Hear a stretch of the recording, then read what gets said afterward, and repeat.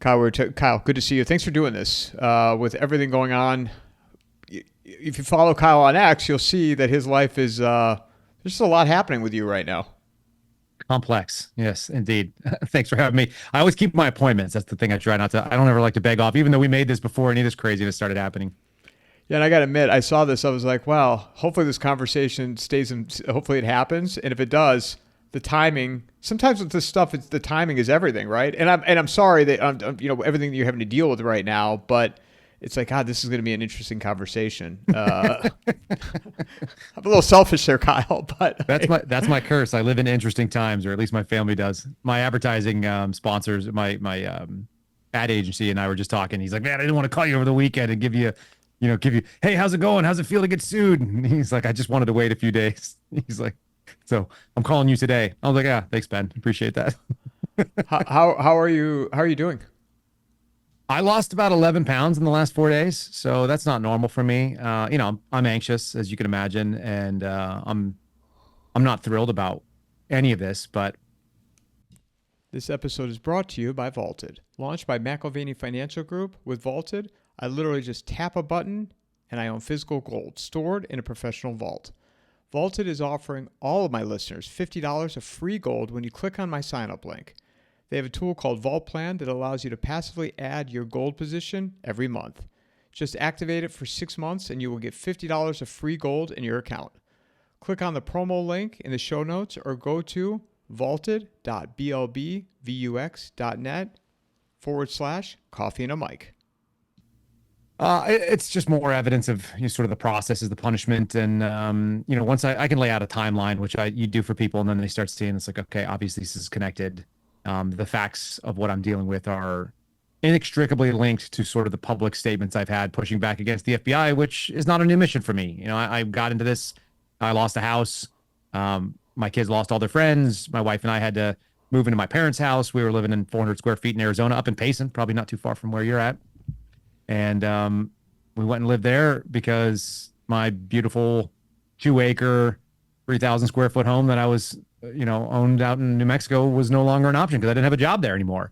So, once you've done that, once you've seen your pregnant wife cry herself to sleep for 6 months in a row, everything's a little bit numb. It doesn't feel great getting punched in public, and doesn't really feel great to open up have a text message from a podcast producer. This is actually how I found out what's going on. I had a podcast producer reach out and say, "Hey, we'd like to book you on an interview. And by the way, sorry about your lawsuit." And I go, "I don't know what you're talking about. Like my mediation is tomorrow."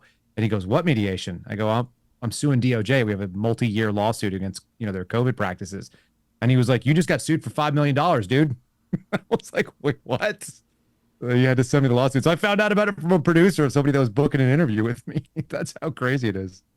So let's back up a second for people that don't know, and we could, if you want, we can go to the origin of, what originally led to you leaving the FBI or being dismissed from the FBI. I don't know if I'm using the right word here, but before that, let's talk about what's happened with this lawsuit over the last couple of days or the last week. Yeah, where do you want to start? You want to start origin, and then let's you start want with to the yeah. Let's start with the origin. Easy enough.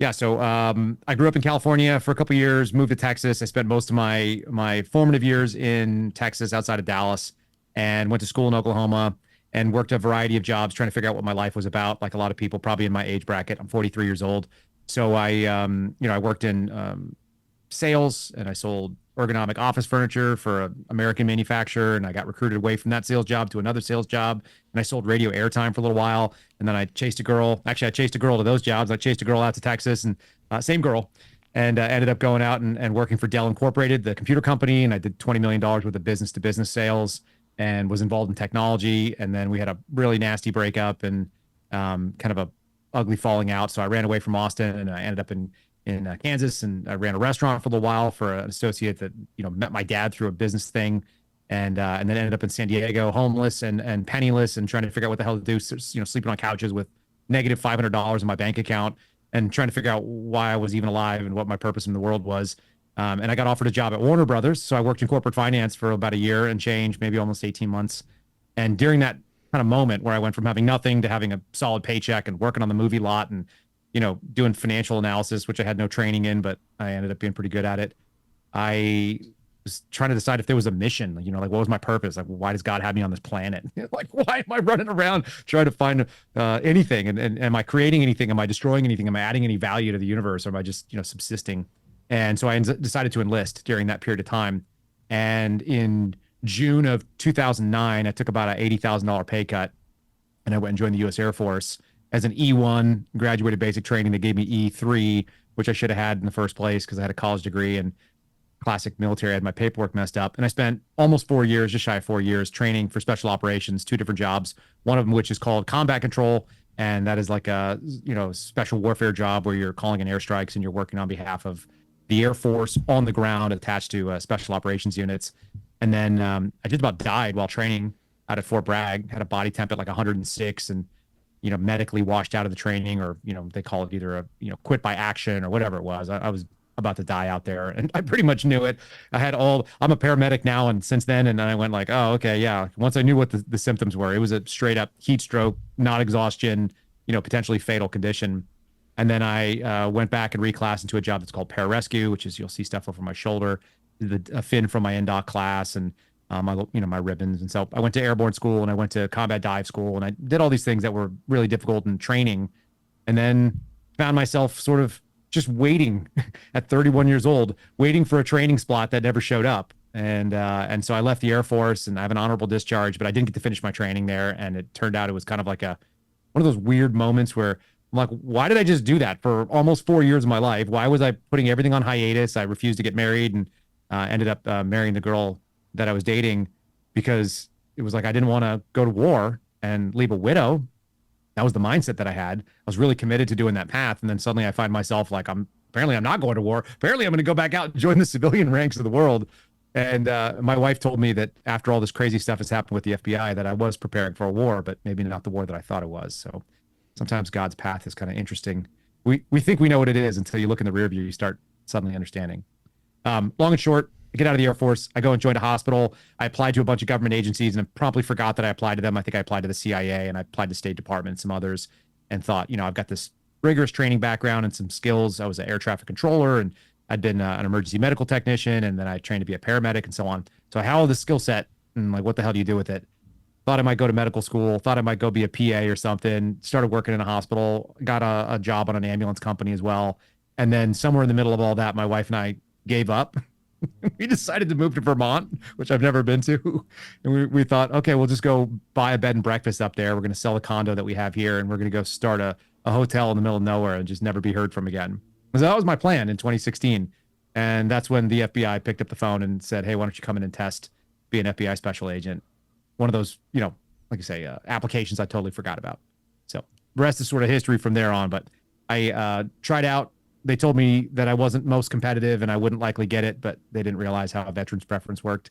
And I ended up going to Quantico in June of 2016. So 7 years after I joined the Air Force, I joined the FBI at Quantico, and we can get into all that whenever you're ready. But that's the backstory on how I ended up even in the FBI.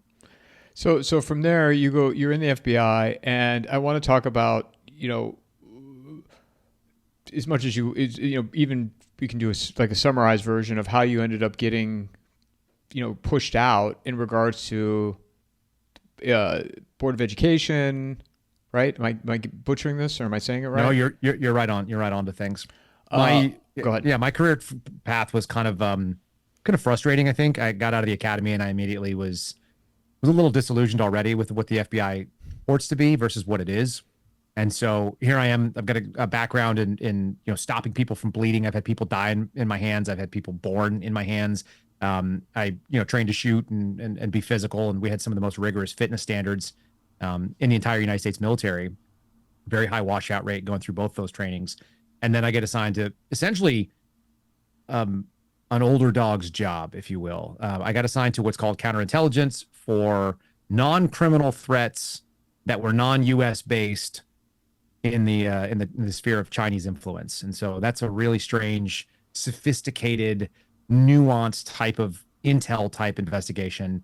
And generally what you do is you take new agents and you send them off to go do criminal work, so they learn the process, and they prosecute cases and they build them up, and they go and they testify. And transactional business of the FBI is going after bad guys and gangs and drugs, and maybe it's white collar fraud, or maybe it's something else, child pornography. But kind of running out and doing that criminal mission is the way they normally start new agents. And mine was sent over to sit and read Chinese FISA for 10 hours a day. And I don't read Chinese, and I don't understand Chinese, and I don't really have a lot of interest in Chinese, it turns out. So I just sat there for 10 hours a day reading spam from intelligence officers' email addresses and trying to use a pseudo crappy version of Google Translate to try to figure out what it was that was on our classified system. And it wasn't great. They'd have multiple translations, none of which did real great jobs.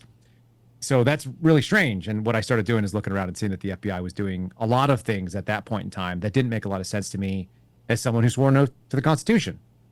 So my first whistleblower disclosures were actually in 2017. I joined my first office in December of 2016 after the academy.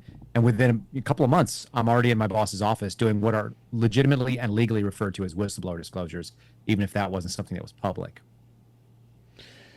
And you make it a point too. I mean, I've listened to some of the interviews where you said the FBI their job was to gather information, right? And correct me here if I'm saying this wrong, but right. To gather information and in relation to the school boards, right? What happened there that with the school system? What happened there that ended up turning into a fiasco? So my first, there was kind of a theme that went across all of the whistleblower disclosures that I made, and most of them were, that the FBI was not doing the thing that Americans expect that they're getting for the $11 billion a year that we spend on the FBI. And so the first thing was that we were actually doing what's called reverse targeting, which is where you go and you look for a name inside the FISA database, and then you create a case based on the fact that they were being talked to by someone that we were already collecting on. But you can't do that. And there's no real way to use that tool properly. This is what the big debate about FISA 702. So a lot of these come down to civil liberties concerns, and that's where the school board situation comes in. End of the day, the FBI was doing this, and I was bringing up the question, why are we doing this? Because maybe there's a legitimate purpose, and I just don't understand it. And it turns out that I didn't understand it because nobody could explain it, and I'm a pretty bright guy. So when you tell me that the reason that we're getting this information is so that we know more things, and I ask you, what are we going to do when we know it? They say we're going to use it to know more things. That's what's referred to as the intelligence cycle, where information begets more information. And the only time it really becomes actionable is in ways that are not constitutionally or legally permissible. So most people think the FBI is this intelligence agency on one side and a law enforcement agency. It's actually more intelligence agency than law enforcement. And the problem is if they find something out in the intelligence sphere, they can use it either legally or non-legally to create something over here in the law enforcement sphere. So this was a growing concern I had. I worked in the counterintelligence thing for about 2 years, 18 months, something like that in that office before I get transferred over. And then I started working surveillance where I'm doing criminal cases, helping spot criminals and child pornographers and gang members and stuff like that. But we also did a huge chunk of our message towards the counterterrorism mission. And this is all going to get to where parents are at, because eventually they called parents counterterrorism threats, which is truly wild. What I saw is that we would do most of these cases pretty straight and by the book until you got into what was called the counterterrorism mission or the CT mission. And then you find out that we're following 21-year-old kids in khaki shorts and a polo shirt wearing, boat shoes, getting a latte at Starbucks because he had some racist tweets or he put something out on Reddit that was, sort of unsavory. And I don't know how that person gets investigated by the FBI. First of all, not a threat. Second of all, what the hell are we doing following him? If that's the worst he did, that seems First Amendment protected, because you're allowed to be a bigot in this country, even if we don't want to associate with him. So I started seeing that sort of move. And as I continued to see that we abused that counterterrorism program, and we did, we were looking for a thing that we needed to exist simply to justify budget and funding. And since I've gotten out of the Bureau, I've gotten more and more sophisticated about why that was and the mechanisms about how. But it was pretty clear to me, even on the ground. And I didn't want to do that anymore after 3 years of following around bad guys. And, there were some cool things that I did. I got to go chase down, guys who swore allegiance to Al-Qaeda and people who said that they were going to go commit an ISIS attack. And you follow people that were involved in frauds to 10 or 15 or 20 or $50 million against the American people for different stuff. You follow gangbangers and stuff. And so there were good moments, obviously. But multiple whistleblower disclosures during that time as well, going forward to my management, which is an approved way to do it, saying there's a problem.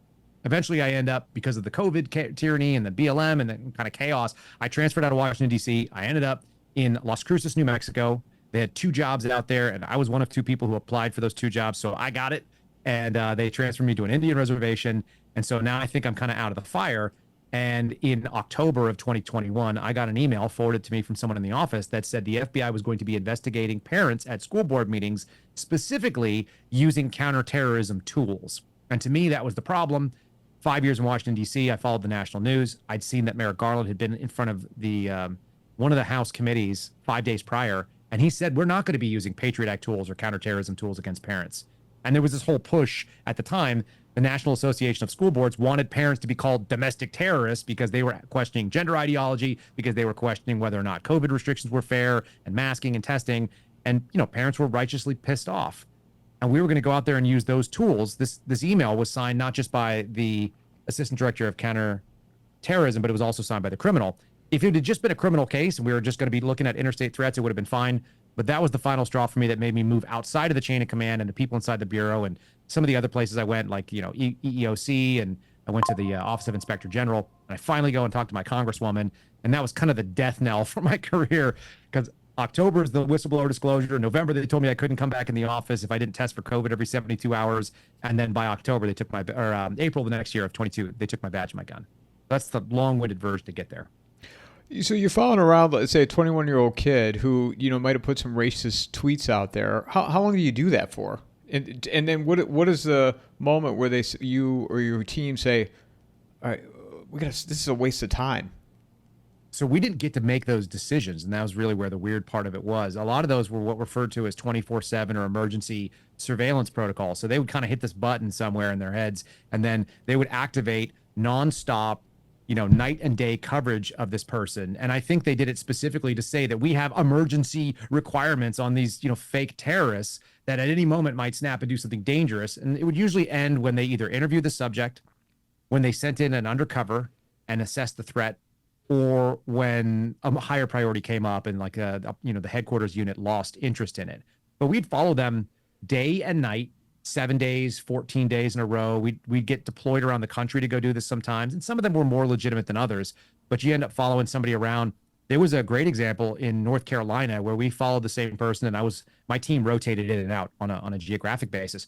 But the team that was based in North Carolina followed the same subject for, I wanted to say 3 months, every single day on a military base, because he was a military member who was still following orders, and they thought he might go shoot up a police station or something. So they literally followed him around, had cameras outside of his house, and he's never committed an act of terrorism. He's never been, he's never been arrested for that thing. 3 months. Figure that a surveillance shift costs about $10,000 a day for each shift, and we would run 3 shifts, and they did it for 90 plus days, maybe 100 days. So $30,000 a day in salaries for 100 days for zero output. And it's because it's not a private business. They don't care about return on investment, and they never saw it as a problem. They were just sitting there, in a parking lot waiting for a car to move, following some kid around. And all they're doing with all that is data mining, right? I mean, same thing coming back to the parents, just collecting data, and just adding to the database. Now, if we happen to find that you're involved in a federal crime, they can go do that for sure. But yeah, it's more than anything else. What I found is that, and I didn't know this before, actually learned this over the weekend. I was talking to an FBI whistleblower who's retired, and one of the things that he said is truly problematic about the FBI, and especially this is gonna tie into like January 6th and some of the COVID enforcement and the stuff that went on with gender ideology and the FACE Act enforcement for people that are Christians that saw that pro-life organizations were getting arrests and they were taking people out of abortion clinics. All of this stuff comes down to the FBI's domestic terrorism budget does not tie in to the National Intelligence Program, which is what the U.S. funds our national security mission with. So all of these domestic terrorism threats are not considered national intelligence priorities by the ODNI, the Office of Directorate of National Intelligence. So they're domestic terrorism, but they're not actually considered terrorism. And so they don't get terrorism dollars. And so they've got to figure out a way to justify getting these things paid. And so they're essentially making work. And the argument that I've heard most successfully argued from supervisors in the space is, after 9/11, the United States had a huge budget to go after terrorism internationally. We did it with the military overseas. We did it with the FBI and some of the intelligence capabilities, NSA, and so on domestically. But we ran out of that international terrorist threat. That's going to be your assigned, that's going to be your predicated cases on jihadis, on your, Al-Shabaabs, on your Al-Qaeda, on your ISIS types, all that kind of stuff. And so they ran out of it. And they immediately found a stand-in for it that was also what we would say has a nexus to international terrorism. And that nexus is people that are born in the United States that are picking up that foreign ideology. So they're from here, or they're born here, or they're legally here. Maybe they're a green card resident, but they're going to pick up that foreign ideology and they're going to try to execute something here. That's your lone wolf attacks and stuff. And those are referred to as HVEs, or homegrown violent extremists. So the money can still be, it can go from international terrorism to HVE, no problem. Same foreign ideology. The FBI predicates the case the same way. For people that are keeping track at home, it's called a 415 case. That's the code that they assign to it.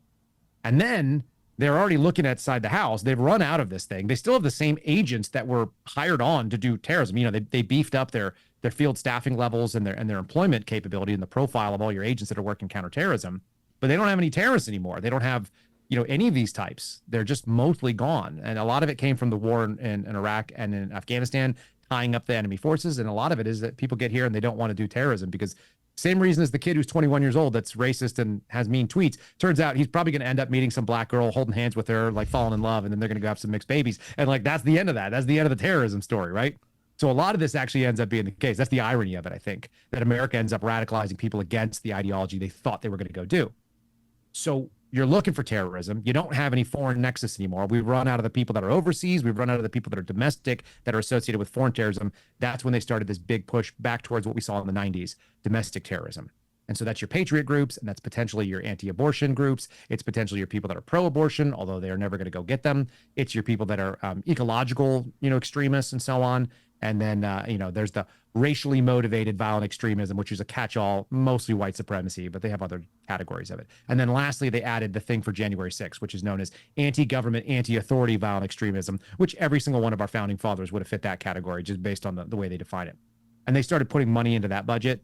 And once that happened, you now have the means for a completely tyrannical agency that is trying to maintain budget and work for a bunch of people that don't have a job anymore, if we're being honest about it. So in simple terms, in order they want to maintain their budget. In order for that they have to literally find. You're saying this. It reminds me of there's a guy that I follow on X, Will Shriver, and he was talking about. I don't know if you follow him. He's a really good follow from the standpoint of Russian analysis in the Middle East. But he was saying how the 12-day war with Iran, he called it the imaginary war. This is the imaginary war. And you need to get your people. Yeah, it's esprit de corps. It's justification for funding. It's a reminder that the threat exists. We need that if you want to continue on. Nobody ever gets promoted. So, no one gets promoted for reducing the size of their budget or the size of their program. Ever. That's not how government works, at least not at the federal level. So, and I want to get into what's going on with you currently, but I got to put that on the side because I got a million questions for you. Kyle, don't run away. You just simplified how I felt when this new administration was coming in, and people were and I'm sure you saw this too. People were jumping on the bandwagon, the idea of Doge, and there was going to be all this change and all this money was going to be cut. Kennedy was going to take on Big Pharma, and Elon was going to shed all this money. I said, it's never going to happen. They're never going to cut money. It will never, ever happen. People should listen to Ronald Reagan. He already told us. The closest thing, some paraphrase version of it is like the closest thing to eternal life on earth is a government program. They don't go away. They just get reimagined. They get rebudgeted. They get reprioritized. The great example is the ATF. Right? The ATF was launched as a tax collection organization for alcohol, tobacco, and firearms that had taxes on them. There's no law enforcement mission associated with that. It's simply that there is a dollar amount associated with producing a gallon of spirit liquor. There's a dollar amount for fermented beverages. There's a dollar amount per gallon that you have to collect. And so there's a tax stamp on every bottle. And if people don't know that, you're buying federally taxed products and the ATF collects it. And they did. They were part of the, I think they were part of the Treasury or that's where they came up under. And so your Treasury agents were doing that. They were also going after tobacco, which has the same thing. And they still do cases every once in a while. Cigarettes that are being sold without taxes that are a hijacked truck or something en route. They haven't quite paid on them. And then they go sell them for cheaper and they can undercut the market in New York City, let's say, where it's $12 a pack. They'll sell them for $8 and they still win. They don't have the federal stamp on it, but you're supposed to pay the stamp.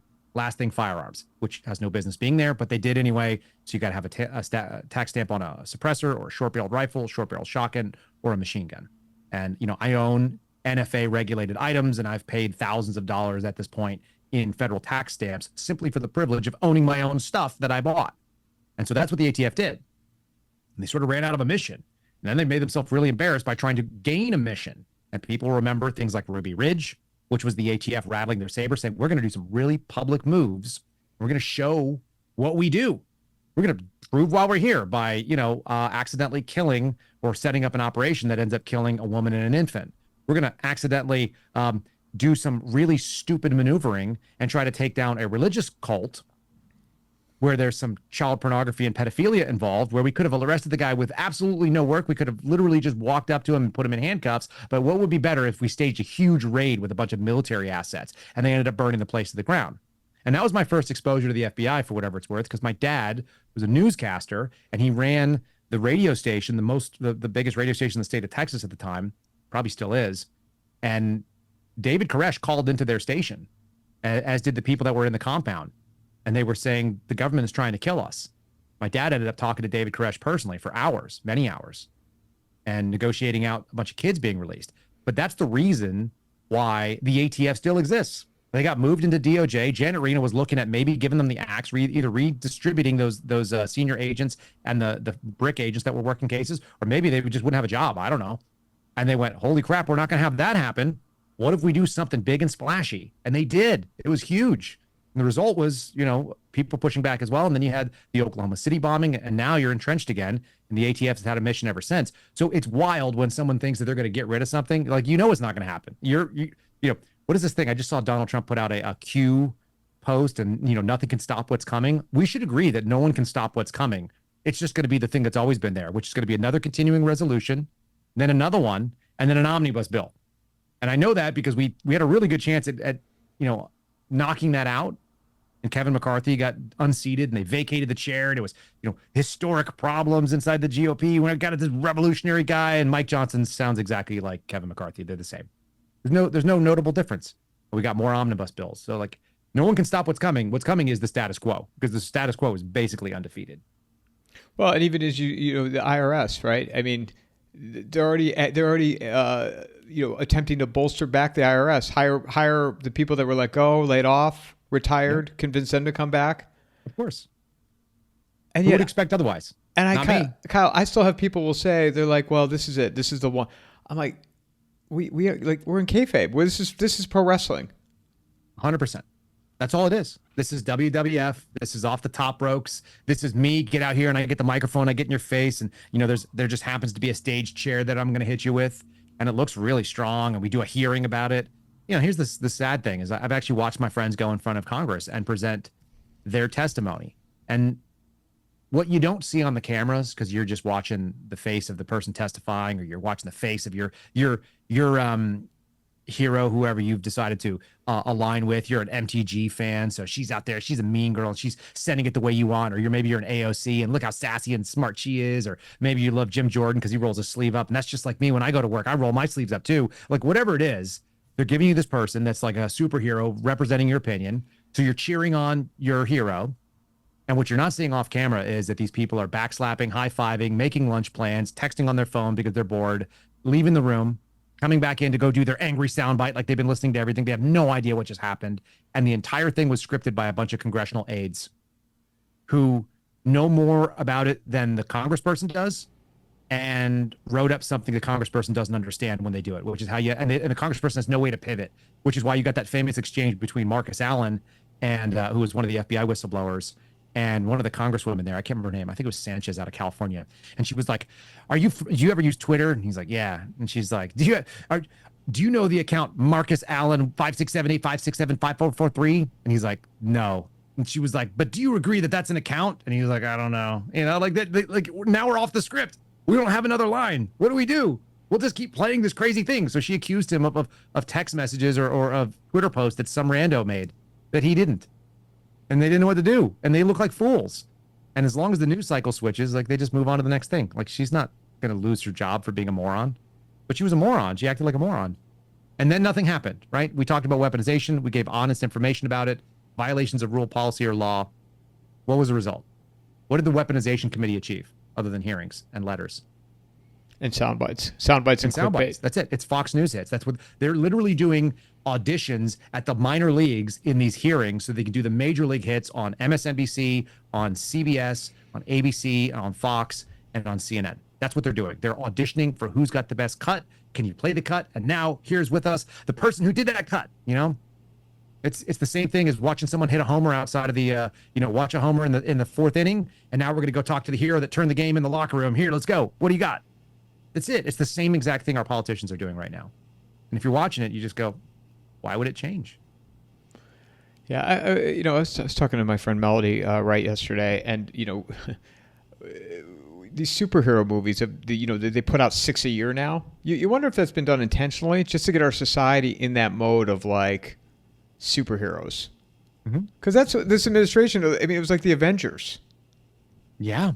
Well, look. It's all the people it's your favorite. It's RFK. He's coming in to make America healthy, right? It's Tulsi Gabbard. She was a victim, and now she's going to turn it around. She's got the silver streak. She's got the silver streak. Just like one of the gals from X-Men. You got and for what it's worth, I think Tulsi Gabbard actually seems to understand the mission, because I think she was a victim in a real way. I think RFK seems to be doing a decent, like he understands what the mission is and what he's up against after 20 years of being on the other side. But then we have Kristi Noem, who's like border Barbie, and I want to not dislike her, but I look at her and go, how much time do you spend on extensions in your hair and makeup? And why do you put on a body armor? Nobody thinks that the Secretary of Homeland Security is putting on body armor and locking people up. Just stop. It's embarrassing. That's the whole girl boss, Kyle. That's the whole girl boss thing, though, right there. I can't handle it. And listen, this is theatrics for boomers to me.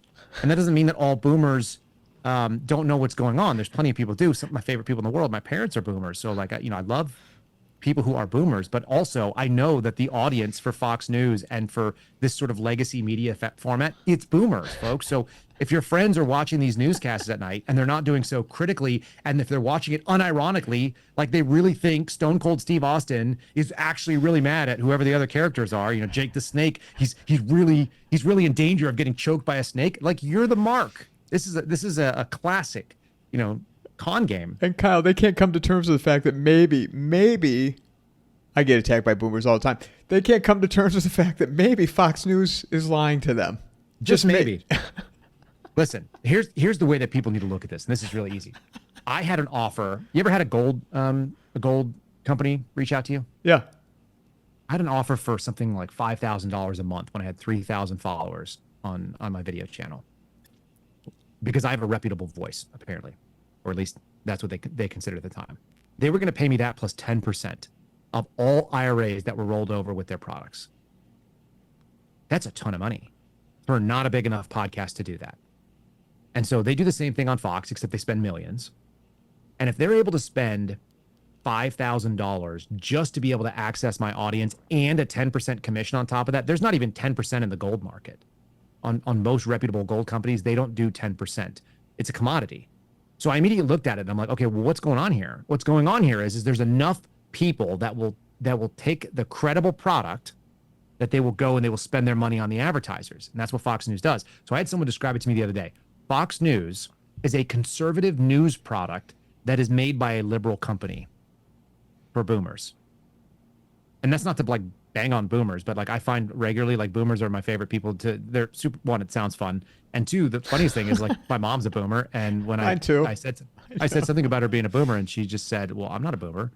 And then I showed her the years, and she's firmly in the middle. Like, she's a boomer. She didn't even know she was a boomer. She didn't even know what we were talking about. So I think there's a lot of people that lived in that generation that put their head down. They were trying to make a living. They bought houses. They raised children. A lot of them outsourced that children raising to public schools or private schools or whatever. And they were just living the off the fat of America, which is great if you can do it. The problem is that I think they were asleep at the wheel in some ways. And I think the generation before them also didn't step in. So if you look at the villains, right, you talked about the Avengers. Who are the villains if you're a conservative? They're all boomers too. It's our boomers and their boomers. And then we have like a couple of like Chuck Grassley's who are 92,000 years old. And they're from the greatest generation, or they're from the silent generation rather. And you're like, what? What's going on here? This is fake. It's all fake and scripted. It's just not scripted well. And it's not particularly compelling. Well, I also think though too, in relation to and I know I'm going to get some hate for this, and I'm not applying it to all boomers. they're so funny too. Some of them, they're just some of them are just the most whiny people. Like they're just so whiny. Like I had a guy tell me, he's like, some of our fathers were really messed up. They went to, they went to World War II and they came back and they were never the same. And I just pulled the population stats on it. 20% of the American males at that time served in World War II. So that means 4 out of 5 did not. And of the 20% that served, some of them died, obviously. So you had less than 20% of the fathers that came back after World War II were dealing with trauma from World War II. So that means the vast majority were not. And so it's like, okay, I'm not taking away the experience of your father might have been a turd, or your father might have been really mean, or might have been broken. We're all imperfect men. Everybody has an imperfect father, even those who have the best fathers. We're all imperfect. That also doesn't explain what we see generationally. And there are certain characteristics of certain generations. And there's always, obviously, people who end up listening to you that get most outraged are usually the exceptions. It's like, we're not talking about you. We're talking about your friends, and you know them. We're right. Why it bothers you is even funnier to me. Because I'm not making an indictment. I don't meet somebody and go, oh, what are you? Oh, you're 65 years old? Like, I know all about you. Like, I don't know anything about you. But I do know that there's some broad things about certain generations. And we can be honest about what those are. My generation experienced a really weird change. You probably experienced it too. Well, you and I are the same age, Kat. I'm 47, so we're in the same group. We experienced the exact same thing, which is that we had an analog childhood and beginning of adulthood, and then we've had a digital adulthood. We played outside. We're the last generation of kids that played outside. We are more like the Gen X. I'm like the oldest millennial, supposedly. So like I'm more like Gen X, and I'm more like the boomers than I am like my kids. I'm way more like I didn't grow up with a screen. I grew up, playing hockey in the street and calling game off and getting my arm broken and my mom telling me to shake it off and go back out and play. I was 8 years old with a broken arm and I went out to go play basketball because we weren't going to go to the doctor because you just didn't do that. You just went out and kept playing. And then they realized that I had a, fracture in my wrist. So I have a lot more in common with people that are older than me than people that are younger than me, but I can still see from both sides, what is what. And anyway, it's just funny to see that. It does make you some hate. Well, but I also think, though, too, in relation to them, and my mom, I mean, she's in that age category, but to me, she's very, very awake and alert of what's going on. And I feel like COVID should have showed us all, if we weren't awake before, I know I wasn't, to see, all right, we've been lied to. We were supposed to trust all these agencies, and we were lied to. But the boomers, and not all of them, I know I'm going to get somebody to email me because they're all mad I'm attacking them, but they can't come to terms with the fact. And I can't say that I blame them. The system is always self-corrected for them. They grew up in a better time financially. You were more prosperous. You worked for a company. You got promoted. You got the gold watch. You got the 401k. It continued to grow and grow and grow. And, it was a better time. But you also have to come to terms with the fact that where we are today and the system, they lied. And it's broken. Well, let's be fair about it too, because there's a lot of people that are boomers that are living on a small, and minimal fixed income, because obviously it only favors certain people. Not everybody's going to have everything. And I worked in emergency medicine, and I transported a lot of people that are in that category of ages. They were born, 1946 to whatever it is, 1964, and man, they were awful. They were in an awful place financially, and they were an awful place health wise. So like, not everybody benefited, but it cannot be stated any more clearly that inflation has been a pretty constant rate ongoing since we got off the gold standard. And it certainly has been, started at some point. It's been worse and worse ever since 1913. And so that's not their fault, obviously. It's like they inherited it 50 years later. We're getting it 100 and something years later. And it's clearly worse because we're starting way later in the game. So if you started 50 years earlier, if you started 75 years earlier, you're going to be better off. Like that's a fact, because you don't have to contend with the inflation issue. And that doesn't make them the cause of it at all. So I don't assign blame to any generation. What I do know is that there are people that if you entered the system later and you see the flaws in the system and you call them out, it is almost always looked at as an indictment of the people that participated in that system, whether or not they were complicit. And that is very related to the way the FBI looks at things. Because if you look at people who served in the FBI in the 60s and 70s, they've got certain feelings about it, and they love the Bureau, whatever it is. And they were doing COINTELPRO, and they were trying to subvert civil rights movements. So they were doing some real evil stuff, but certainly not all of them were. A lot of them were running down bank robbers. And you look at the people that did it in the 80s and the 90s, and they were doing similar bad deeds. They were involved in things that they maybe didn't even realize, but the news cycle wasn't what it was. So most people were still probably doing what they thought was right. And so they have a very different feeling of the FBI. And then you see the people that served in the 90s and the early 2000s, and they have a different feeling. And then you catch people in the post 9/11 era, and you really had to be there post Obama to see the radical change that took place in government, specifically in the law enforcement and the intel sphere.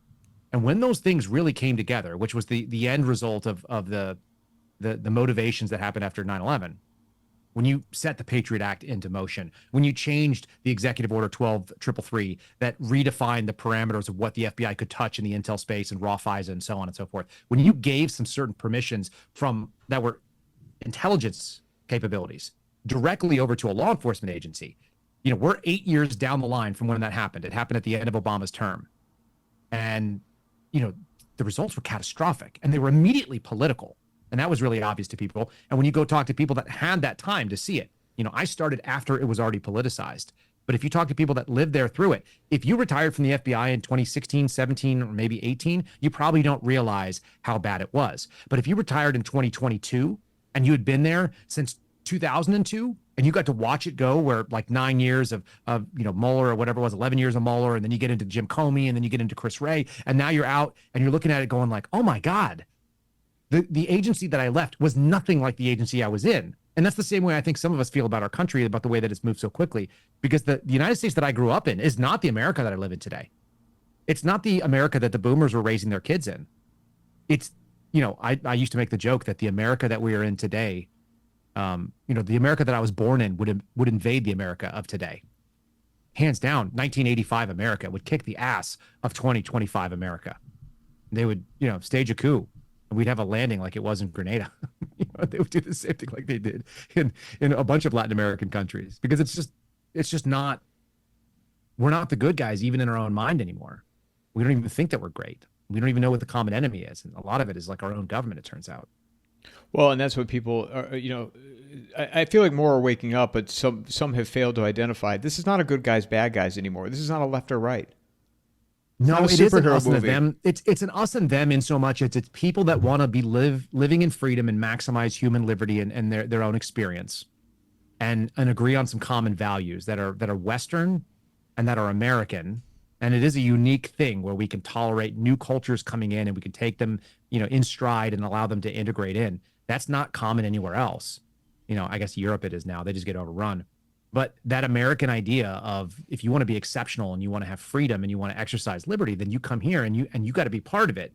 And then the alternative is, we're going to tell you what's good and righteous and you're wrong.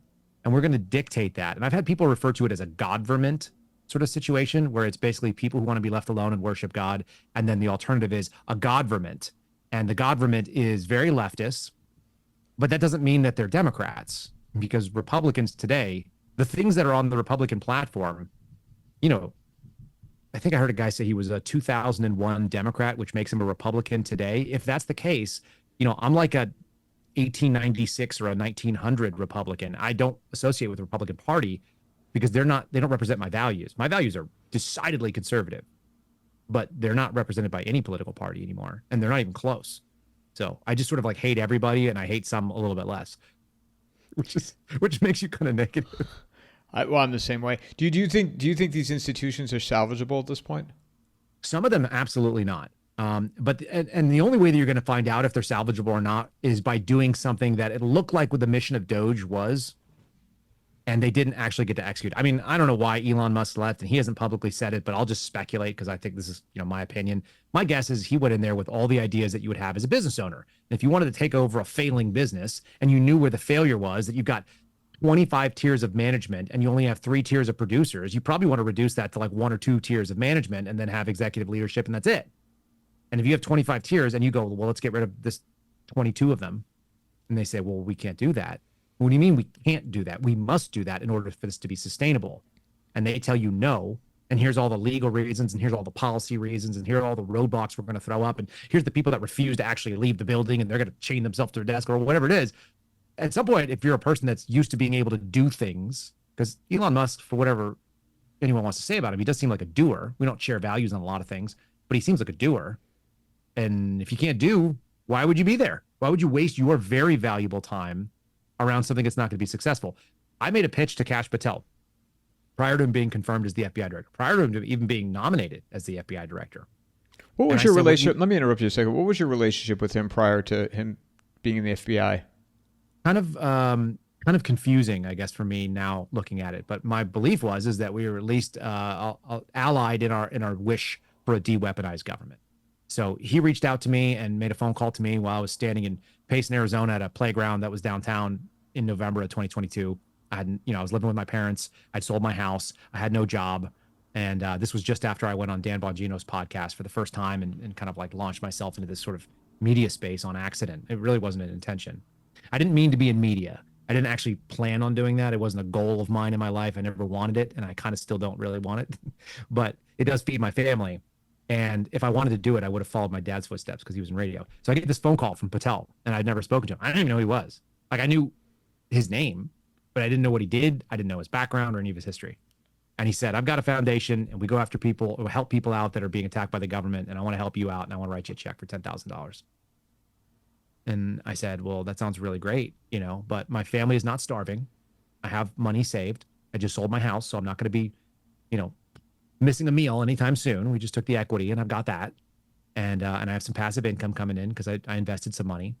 So there got to be someone who needs it more than me. There has to be. And he said, well, I don't know who they are, and I know who you are, so I want to write you a check. Now, little did I know, and this is something that I just found out over the weekend, Mike. That next year, he and his foundation campaigned on helping out FBI whistleblowers.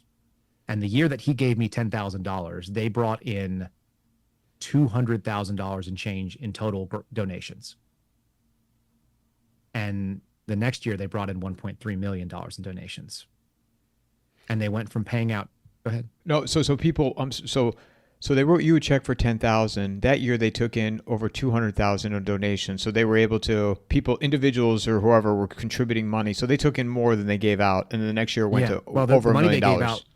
The money they gave out was something like $50,000 of grants. Don't quote me on these facts. People can find it in my Twitter feed if they want to see it. But I put out their 990 of what they spent in 2022 and 2023. And so they can go look for this if they want to see the figures themselves. They raised an additional $1 million and change dollars the next year, and they gave out $200,000 the next year. The actual grants that they wrote to people that were dealing with my kind of situation was like $167,000.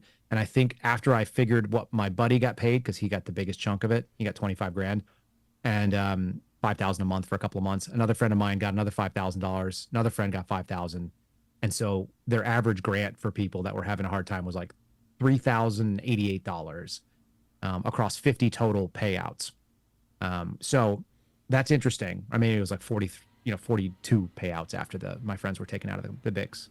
But end of the day, he sends me this check for $10,000, and he says, I want to help out a couple of your friends. So I put him in touch with people like Garrett O'Boyle, who testified in front of Congress, Steve Friend testified in front of Congress, Marcus Allen. Marcus never cashed the check. My friend Aaron Stevenson, who's also a really good guy. He was a DHS whistleblower. And so he ended up writing $5,000 checks to a bunch of us, and then went out and raised over $1 million the year afterwards or during that time.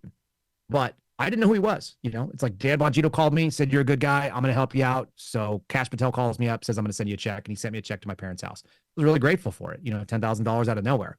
But to be fair, I lost a $130,000 career plus benefits plus 5% matching 401k. They tell me that the benefits program and everything all combined was like $180,000 a year to be an FBI agent. So I got a $10,000 payout. And I'm grateful that someone paid me anything and wanted to help me. That's really nice. But that doesn't buy you lifetime of loyalty, and it didn't cost him anything. It wasn't his money. It was somebody else's money that got sent to me. So I'm grateful for whoever the donor was that put that in. And that was kind of the beginning of it. And then, intermittently I would connect him with people that needed money or that were in a bad spot. And it sounded like he helped a couple of them out for $5,000 here and $5,000 there. All that's really great and really appreciated. I watched all the podcasts that a lot of people did too. And I saw him talking about the same stuff. And then, we get into the election season and it ends. And now Donald Trump is the president-elect. And it's like, well, what position do you think you're going to be in the administration? And he said, well, I could either be a good FBI director or an FBI or a CIA director. And I went like, I don't think those are really related skill sets. But it just I just washed it off. I wasn't even paying attention. Kash Patel just wanted to be in the administration. It was really obvious to me. So, okay, fine. So I went out and campaigned for him, in so much as you could do a public push to get him into that office. And, I'm grassroots, and I'm sharing it with people, and I'm telling the people I know and doing interviews and saying he's going to be a great option and he understands the problem, because I thought he did. I really did. Thought he understood the problem. And I've met him exactly 3 times. Once was at America Fest in December of 2022. Once was at SHOT Show in Las Vegas just a couple months later, or a couple weeks later, I guess. And once at Mar-a-Lago when I was hosting I was the MC for the release of this movie Police State that Dinesh D'Souza did with Dan Bongino. So those are the 3 times I've met him. We've always been cordial in person, no problem there. He asked me for advice when he was trying to pitch himself to Donald Trump, who he refers to as the boss all the time. I got 5 minutes with the boss tomorrow. What should I tell him? Here's what I would tell him. And he was like, say it simpler. It's like, okay, this is what I think I would tell him. Like, got it. Then he ended up being the nominee. And then he goes for confirmation. And he was asking me questions about how do we fix this agency and what kind of plan should I be pitching during that time. So I was, not an official role in any way, shape, or form, but I was advising him for sure. And, I had the text messages to back him up. And when things would happen, he sent me a message like the day that he got nominated. He said, you guys made this happen to me and my friends who are FBI whistleblowers. The day that he got confirmed, he said, now we all go to work. I'd already had a conversation with him that morning. And he said, what do you need from me? And I said, I don't need anything. I don't want to work for the FBI in no uncertain terms. I don't want to ever go work for the government again if I could help it. That sounds awful. I said, I'll only come back if there's something that you find that you need me at. But you should really make Steve Friend and Garrett O'Boyle whole. You should at least give them their jobs back and let them have an opportunity. And he was like, yeah, that's done. Like, those guys are done. Whatever, they're going to get a job, 100%. And then he blew them off. And so I watched for a couple of weeks. And I recognized that what we were asking for reforms were not happening, which should have been day one priorities, because we laid out a roadmap. I gave him a PowerPoint presentation. Here's 20 slides of what you should be doing day one, and you should do some variety of this. And this has all been sort of, red celled out and war gamed by a bunch of FBI employees that are retired and former guys that know. And they just, they dropped the ball. And we've seen it. We've seen the results. The Epstein file rollout was a direct result of not capturing the FBI's middle management. And then we saw, we saw failures on what do we know who the pipe bomber was from J6? Yeah, not as of taping right now. We don't know. Cocaine in the White House shouldn't really matter. Not a big priority. What about Butler? How come people have questions about Butler and they weren't satisfactorily answered? I thought we were going to get a bunch of answers because quote unquote our guys were going in there. We don't have that. And the reason is because we didn't capture middle management. The FBI managerial support staff, and the senior agents that move into management from the GS 15 level all the way into the upper SES, those people aren't on the board. Some of them are. Most of them will say yes to what they're told to do. But we saw very recently when I exposed that one of the case agents from Jack Smith's special counsel investigation was flying the plane for the FBI director. Not everybody's on board. You got a lot of these people that have just slunk off in various places. And the FBI is a big organization when it comes to the number of people there, but that means you can't handle them all individually. You have to categorically move everybody in management out. So to save agencies, you have to cut all the cancer, probably more aggressively than you want to. And nobody seems willing to do that, which is why you and I both know that it's WWF. Nobody's going to stop what's coming. It's another CR and the status quo. What do you say to people that, obviously you know this, being that you work for the FBI and, the story that you just shared, but, I'll have people say to me, well, you're not giving him enough time. You're not giving him enough time. It's only been 5 months, 6 months, 7 months. Right. 2 things. Number one, you don't need time to do the right thing. You just go and do it. They could have installed Garrett O'Boyle, fixed his problem day one. Instead, he had to wait until he was almost like 1,100 days into his suspension. 20% of that was underneath the Trump administration. So a man was unpaid and living on nothing and he didn't do anything wrong. And I know he didn't do anything wrong because they reinstated him, which proves that he didn't do anything wrong. So that's part one. Personnel needs to be handled immediately and can be handled immediately. We saw layoffs at Department of Education. We saw layoffs at USAID. We saw movements like that very quickly in other federal services. So you can't tell me that it couldn't apply across the board. What you saw was a lack of will or maybe a lack of understanding of the problem, which is problematic. But my last argument for you is that don't tell me the FBI cannot move swiftly.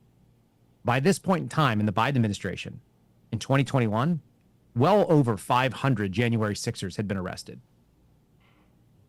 You can mobilize the entirety of the FBI very quickly. We did so after 9/11. They did so after January 6th. Why those are related to each other, I have no idea, but they are. It can be done. There has to be a will. And that means you have to understand the problem and you're willing to go after it and do the actual things. And they didn't do it. They never did it. And I liken this to taking somebody into custody. They always teach you this in law enforcement academies. The first time you touch somebody, they know exactly what they're going to do or what they're willing to try against you. When you see cops come in really hard and they grab somebody with a firm grip, and you see guys that are like in law enforcement with like bulging forearms because they do a lot of like grip exercises, that first touch tells everybody everything about what's going to happen next. And it says, I'm going to take you to the pavement. I'm going to smash your face into the ground. This is going to result in serious physical injury for you if you want to resist, but I'm not going to hurt you. Or you touch them gently and they think, yeah, maybe I could fight this guy and get away today. I don't want to go to jail. And so then they do. And that's dangerous for everybody. When the FBI got that first touch, Kash Patel was tweeting out, everybody's great, and we're doing recruiting videos, and he's hanging out with the operators at the hostage rescue team, HRT, almost immediately. He immediately looked like he was like wanting to be part of the cool guy club. And that is the exact wrong answer. You know, it's like everybody should have found out, like, effective immediately, you're on a safety stand down. All the senior management is standing by for review of their performance. And within the next 7 days, there's going to be some transfers. We're going to be moving things around. And they should have moved them all to Guam or Puerto Rico, which is what I suggested. Send them out of the country. You know, get rid of all of your executive assistant directors and your assistant directors, everybody, your section chiefs, send them out. You're in headquarters. Now your headquarters unit is in Guam, and your job is to report on counterintelligence and federal threats in your front living room. You have to check in 3 times a day until you retire. Feel free to retire whenever you want. By the way, you can retire before you move. Otherwise, we'll see you out there in 90 days. That was the move. They didn't do it. So it could be done legally without a bunch of lawsuits. They would have absolutely no retribution. Every single FBI senior manager has the same mobility agreement that I signed, which says that they work at the needs of the Bureau in the place that the FBI needs them. And if you're called to go work in Guam, and we're going to go make that island capsize with a bunch of senior executive employees, then that's what we're going to do. We're going to send those suckers out there, and we're going to balance out the Marines so the island doesn't flip over like Hank Green was worried about. Well, and here's the other thing for me is just some civilian guy. The optics of some of the things that I'm seeing, like even when he got sworn in, I remember one of the first things, maybe even the first thing he said, he's like, "This is so effing cool." That was his first words, and I'm like, "Oops." I'm not nitpicking. I'm not nitpicking here. Maybe I am, but like that's not really what I want to hear from my FBI director. No. And the first joke he made after he went out to his confirmation sort of luncheon or whatever, the celebratory luncheon, he said, I never had good business acumen, so I was never going to be able to get a private jet unless I became the FBI director. And so all my friends out here that have private jets, now I've got 2. That's recorded. I have that on my X channel as well. People can find that. I've played it on my podcast. So if people are not familiar with this, like, that's a joke, clearly a joke. And I'm not saying I have no sense of humor. I'm saying that there's a certain amount of bad taste. And oftentimes the reason things are funny is because they tell something true in a way that makes us laugh, or the circumstances. That's a circumstantial joke. That's not a false statement. I've sat at one dinner that I've had 2 dinners with Kash Patel. And one of them I sat at with one of his friends who's either a mega millionaire or a billionaire who owns his own private jet. And we talked about private jets. So I know that he's exposed to that culture and people that have that kind of money. And I was told by people inside the Bureau that the reason why the FBI is looking for new jets is because he wants to have one that's on par with his friends. That is not acceptable for government service. That's not service. That's how government serves you, which is the reason why we have problems. So I will continue to bang on against people that are using good faith of regular people that are trying to do trading card heroes. I'm going to poke holes in the facade of heroism because there's nothing heroic about it. When someone says well, Dan Bongino and Kash Patel, they're investigating so much. Mike, they're not investigating anything. That's like saying the CEO of Walmart is busy selling all of the trinkets that you buy at Walmart. Like, they're not selling anything. They're giving vision and strategic purpose and maybe implementation of that vision. That's it. You've got the number one and the 2 people in a 38,000 person organization. They have done 0 investigations because they are not investigators. They're managers. They're executive leadership or management. Take your pick. So most people don't understand what it is that they're even cheering on. And the more I find that people get excited about it, it's just the less they know. It's really troubling. And serious people, look at serious problems and say, oh, we need serious solutions. Unserious people want to be lied to. That's why Fox News exists, to go back to our previous point. It exists there to tell us the really comforting, happy lie that everything's great. Our team's winning. We're all going to win. We're exposing it all. That's why we're going to go out there and have a bunch of press announcements instead of indictments. Think about all the indictments that were announced before they went out and did a 6 a.m. raid. Did they announce that they were going to arrest Roger Stone and hold him accountable? No. They just went out there and hit the door and put a boat in the water behind his house, and they put him in custody. If you got the goods on somebody, it's announced by an indictment and a prompt afterwards or prior arrest before you announce the indictment. You don't do a press release about how bad they were and all the stuff we've discovered. Like that's like a hearing. The same thing. It's like, oh, let's talk about it. I want to come back to the Kash Patel, but you bring up something. I guess somebody sent me this morning. They knew I was talking to you. What did Roger Stone say about Reagan attempted to get killed? Did I read that right? Somebody sent me this. I don't know. You have to tell me. I didn't see it. Roger Stone Jr. just said on Kyle Seraphin that he thinks the Bush family was involved in the attempted assassination of Ronald Reagan. Oh, yeah. Yeah, he did say that to me. I think it's in his book. I didn't dig into it too deeply. But he makes an argument for like who the Bush family and their involvement in. He makes an argument essentially that the Bush family was sort of the nefarious actors. He does a whole sort of like historical thing from Watergate on. He told me all that stuff. It's interesting. It's, you know, and he obviously was involved in politics at the time. That was kind of the backstory. I think that's a reason if somebody wants to know more about it to read his book, or they can go back and watch the interview I did with him. You know, he's a fascinating guy. I don't think he should have been arrested. I think that once you cross that line, for me, what Roger Stone represents is the same thing as going after like Peter Navarro and the raid at Donald Trump's house. Those are all steps of escalation of a government deciding to hold certain people in politics accountable for their politics and not necessarily for real crimes. And then I don't want it done on the other end either. So I don't want to see John Bolton or, you know, Barack Obama marched out in handcuffs in the same way. I just don't think you can justify it and still have a legitimate country in the same way that we want to believe. So there, you know, should political people be above reproach? No, but you better have a freaking ironclad case, and it better be more than a bunch of political sort of like maneuverings and some half-ass version or novel interpretation of statute. I don't like conspiracy against rights to go after Donald Trump. It makes me sick. Like, honestly, like the proudest thing I had was that the FBI kicked me out before they kicked down the door at Mar-a-Lago. They did. They were like, "Oh, you're not one of us," and I'm like, "You're damn right, I'm not." So I got that going for me. Does it make you wonder though, with all this stuff, is like maybe this is all because you have to question everything now, right? Like to the point, like maybe nobody ever landed on the moon, and maybe the Mar-a-Lago thing was. And again, this is just my own, you know, going off on a tangent here for a second, but maybe this is all part of the plan, whatever the plan is, to like build to where we're at now. The raids and the lawfare, and because he's never going to get indicted. They're not going to do that. Not at all. No, none of that is going to happen. So, you know, all the Q type people and the where we go one, we go all thing. And like, it feels good to be on a team. Everybody wants to believe in something. If you're a Christian, you just believe that that God has us in a plan that we will not understand probably until later, if ever.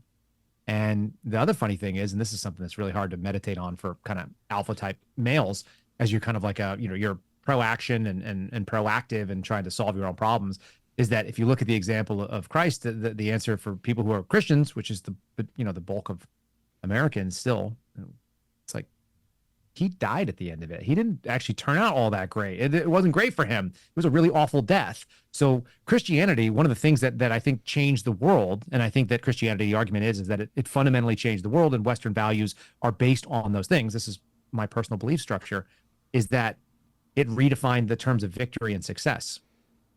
And so victory was not worldly wealth and power and all these other things. But, you know, there's a strong argument to be made, and I think more and more people are hip to it right now, that this country was fundamentally undermined in 1913, maybe even earlier, 1908. At 1913 was the actual like implementation of the Federal Reserve, but 1908, sort of the idea of it coming through. 1913, you had the 16th and the 17th Amendment, which I harp on all the time. It's one of the central themes that I talk about on my podcast. We did two things that changed the fundamental structure of America. We instituted a concept of federal supremacy that did not exist prior. And that is the end of our republic as it was. And then we did something to make it more democratic, and we removed some of the barriers to the sort of mob rule. And that was with the direct implementation when we started direct electing senators. You took the upper house, which was supposed to represent the states and the state houses specifically. That's how it was written into the Constitution. And then you had the House, which was supposed to represent you personally. There was supposed to be a level of election that happened between you and the senator. You would elect your state representatives. Your state house would send a senator in to represent the state.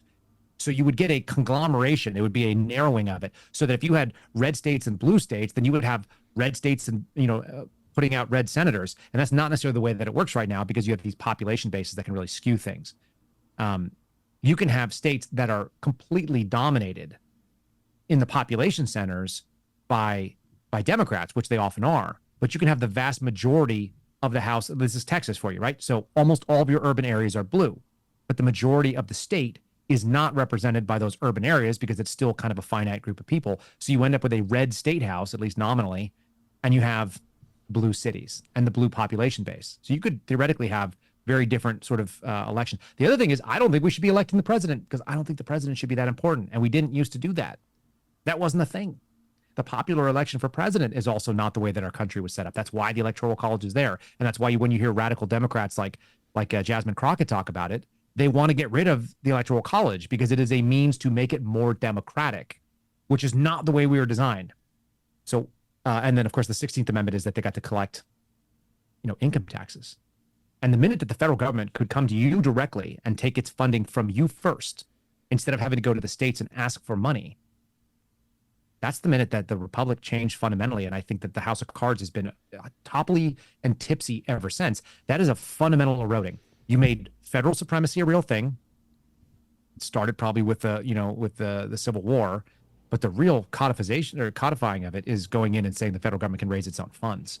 They don't have to ask the states for permission. So now you got the states in a subservient position, which is the opposite of what the Bill of Rights said. It's the exact opposite of the way this country was founded. So all of those things, like I said, it's certainly not the boomers' fault that those things happen. And people always act like if they had a chance, they would go back and kill Hitler. You ever heard that sort of argument? It's like, oh, you got a time machine. You could go back and take one person out of history. Who would you do? It's like, oh, I'd go get Hitler. I'd go get Woodrow Wilson. How about we go get rid of the people that destroyed America? Because between Wilson and FDR and then Truman being the final blow, you built the deep state that you're seeing today. You can track it directly. When it started funding itself in 1913, all the ideas of the New Deal reforms, and then you push it into Truman signing the Administrative Procedures Act into law. And the Administrative Procedures Act was essentially Congress saying, we are no longer willing to be the primary branch of government, even though we're the Article 1 power. What we want to do, we want to cede all of our major authorities to executive agencies that are going to basically interpret the things that we fund them for and do it in the way that they think is best. And that became the worst thing that happened in 1984 with that Chevron case. And so you ended up with the Chevron doctrine, which says basically tie goes to the government and the government is by default correct. None of those things would have been the anti-federalists are rolling over in their graves, and they have been since the beginning. And the anti-federalists are the reason why we have a constitution in so much as we have a Bill of Rights. Like they were the deciding sort of compromise. Anyway, I see all this stuff and I just go like, yeah, it's rigged. It's been rigged for a really long time. So who gives a rat's about how they do individual, line item appropriations for government programs? The government shouldn't even be able to raise money without permission from the states.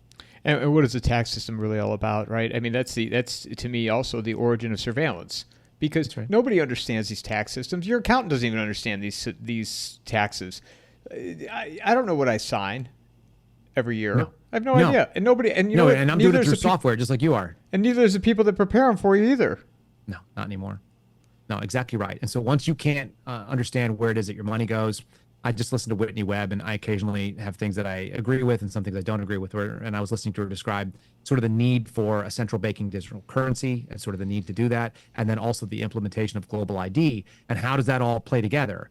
Well, the fact of the matter is if I can see directly and specifically who you are, a unique identifier for you as a person with biometric data and with behavioral data, and then I also know exactly what monies you have, and I can control those specifically. I don't know how much gold is in your pocket right now. I have no idea. You could have thousands of dollars in cash. You could have a bunch of, coins and that are gold or silver. I wouldn't know that. But if you had a CBD, this sort of central banking digital currency, then I know exactly what your assets are. And then if I choose to limit your ability to spend them because I control the means of distribution and trading, yeah, we can certainly do that. So the movement, again, this is my big problem with what the FBI became. It's supposed to be law enforcement. If you break a law, we're supposed to investigate allegations or informations of federal crime.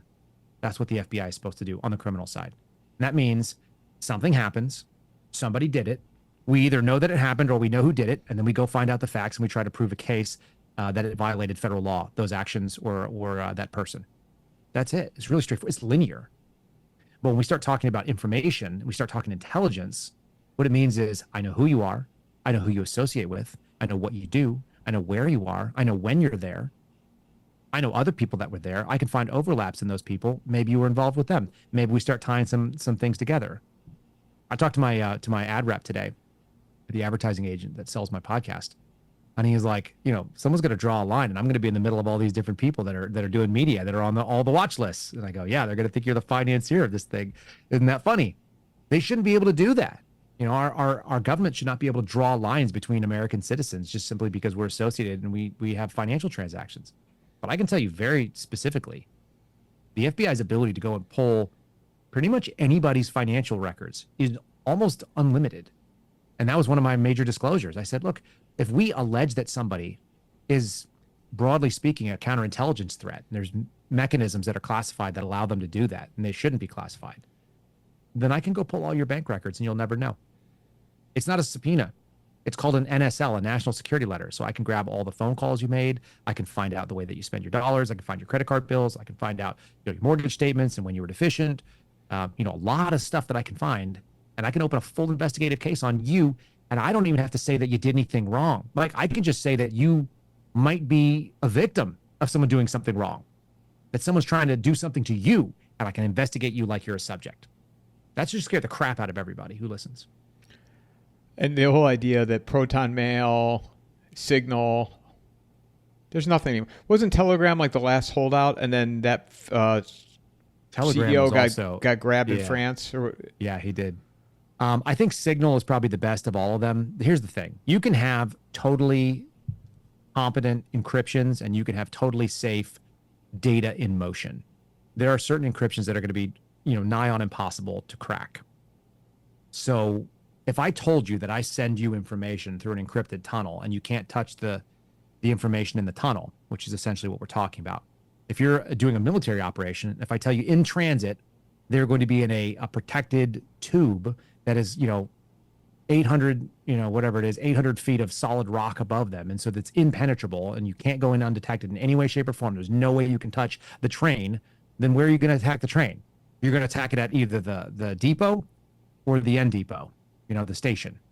That's where you're going to attack the train. At one point or the other point. So all of us walk around with these cell phones. Mine's sitting in a Faraday bag right now, but all of us will walk around with these cell phones.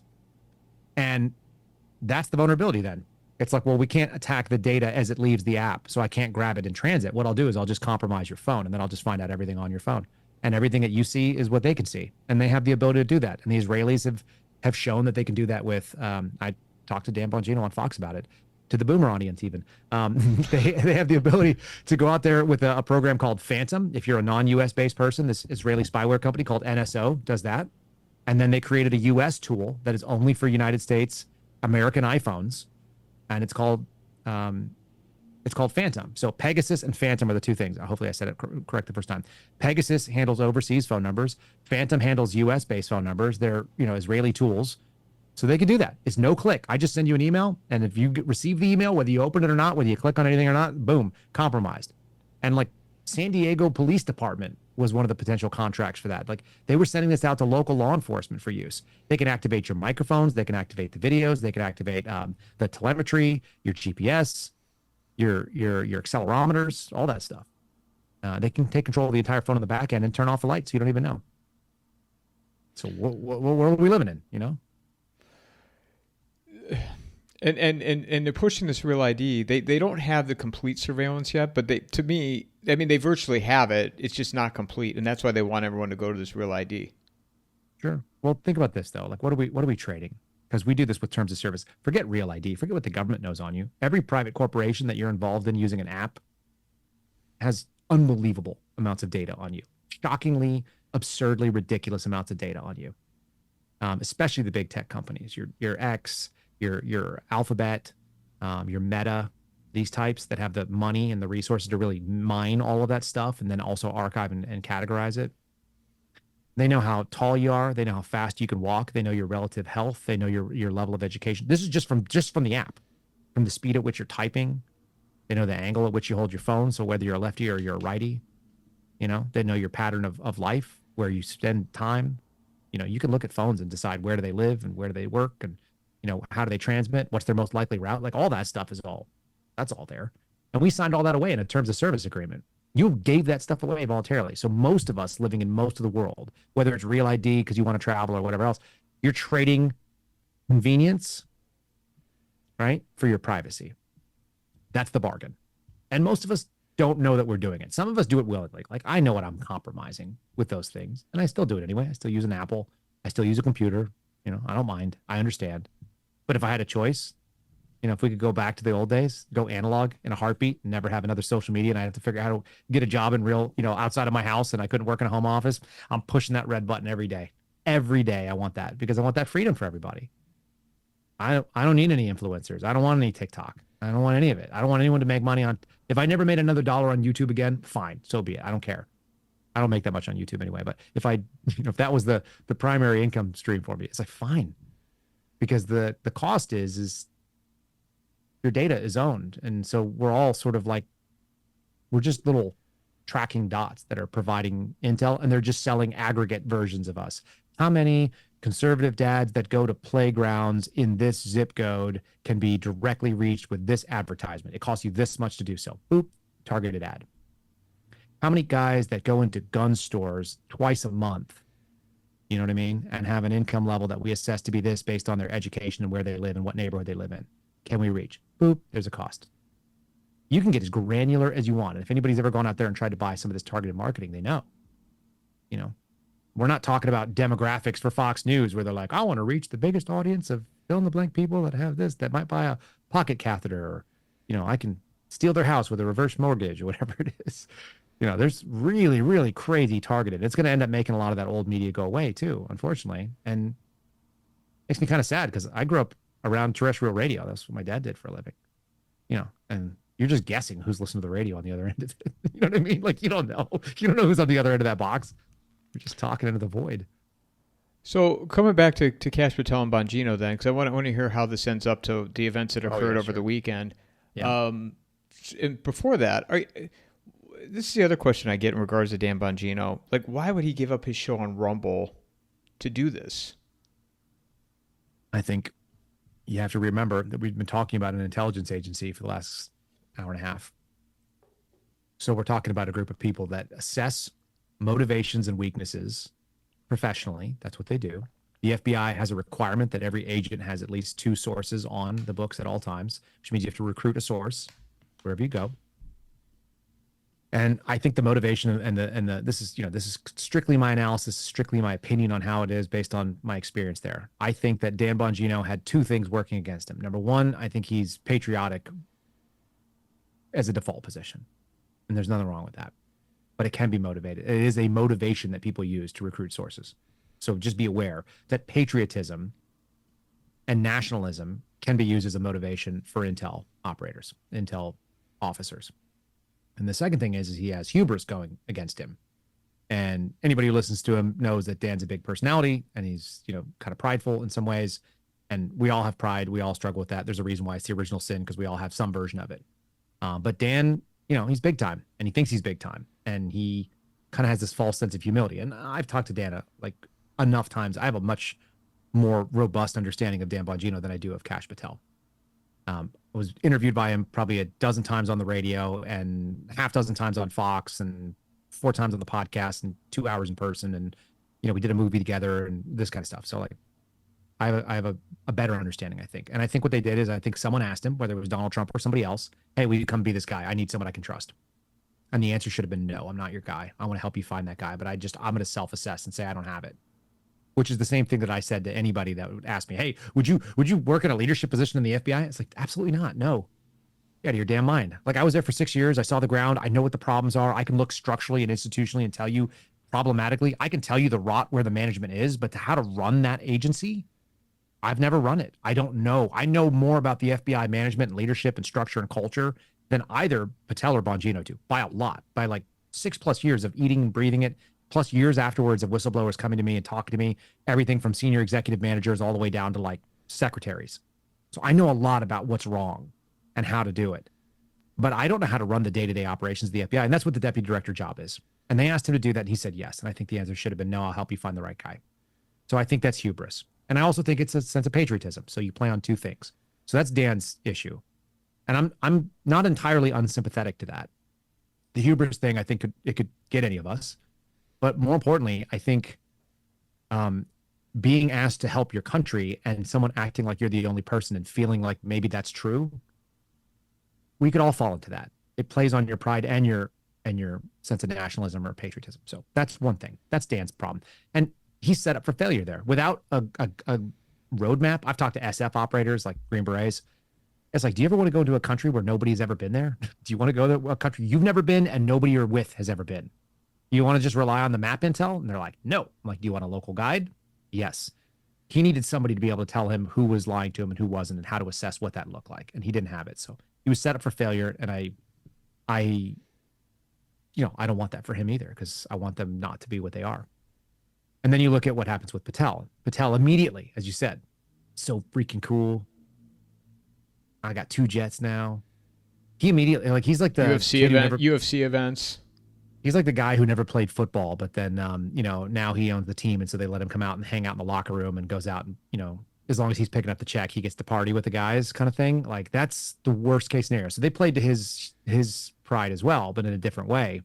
And so he's immediately the cool guy. You're going to be the coolest director ever. You don't have to wear a suit ever. And all he's done is basically beclown himself. And if that's what your desire is just to be liked and to be cool, if you don't understand that this is a diabolical threat and it's an existential threat for Americans, broadly speaking, then I don't think you understand what's going on. That's what I think the difference between him and Tulsi Gabbard has been. Tulsi Gabbard was surveilled, and I think when she figured that out, she's a reservist in the Army or whatever she is, or she's National Guard, right? So she's actively affiliated with the United States military, has an active clearance, was a member of Congress, was a presidential candidate for the other side. And then the minute that she stepped off the reservation, suddenly, they're going to put a surveillance team of U.S. Marshals on her in the Quiet Skies program. That is a very different, having had surveillance on me, it is really disquieting to learn that your own government is now calling you something that you basically have sworn an oath to fight against. I think it affects people the right way. And so she's been closer to and she's the least likely natural ally that I would find in the Trump administration. She was a gun hater, she was a grabber. That's a problem. That's a problem I have, with some of this, though, in regards to her too, because she was part of the Young WEF. She was, but I think they put her name. The claim is they put her name on there, and she wasn't actually associated with it per se. But listen to her. You have to go read her Substack where she lays out the because here's the question. Here's all I want to know. It's the same thing with COVID. It's like, why did you think what you used to think? When did you stop thinking that? And what made you stop thinking that? And what do you think now? And she actually lays it out in a Substack, which I think is relatively convincing. As somebody who's very skeptical in general, I was very skeptical on her. And I've been watching her behavior for the last 6 months too. But Gabbard basically, I think, realizes the danger of a tyrannical government that has no check on it. And I think that she's also marketed it, no doubt about it. She's attractive and she's fit. And so she's got the military persona, so she's going to go shoot guns, and that's good. But I think that actually ended up radicalizing her, the government coming after her. We haven't seen that in Patel. So my assessment is essentially that they both got captured, but it's not like they've got dirt on these guys. They did the thing they do with everybody else. This is an intelligence agency. Their job is running sources. Their job is collecting information. Their job is basically telling people what they need to hear so they do the thing they want. So Dan said on a Fox interview, this is Dan Bongino. He went out on Fox and he said, every morning there's a dozen level 10 things on my desk. Well, who put those there? And why are they level 10? And did you ask for them? And he's like, my day is full of meetings, making sure that the country doesn't go boom. You think you're the one keeping the country from going boom? What are you, nuts? You're not the one doing that. There's brick agents. There's 13 levels of management between you and the guy who's actually out there watching the bad guy. And you're not even the final, you're not the say in real time if it happens, whether somebody does something or doesn't do something. Don't give me a break. But they've got you wrapped up in this because they do the same thing to every single person that shows up. And they tell them, if you don't do exactly what we've done historically, then you're going to be the person who's responsible for the next 9/11 or cyber attack or terror attack on U.S. soil in some other way. You're going to be the one that they're going to pin it on. Do you want to be that guy? Nobody wants to be that guy. And it takes a certain amount of confidence not to be bullshitted by that. That's I had 20 critical national priority deployments of my surveillance team around the country in 3 years. Only one of them was a potentially operational terrorist, and he turned himself in. And it ended up he was also like a schizophrenic, and they probably should have grabbed him on a Baker Act in Florida instead of letting him do what he did.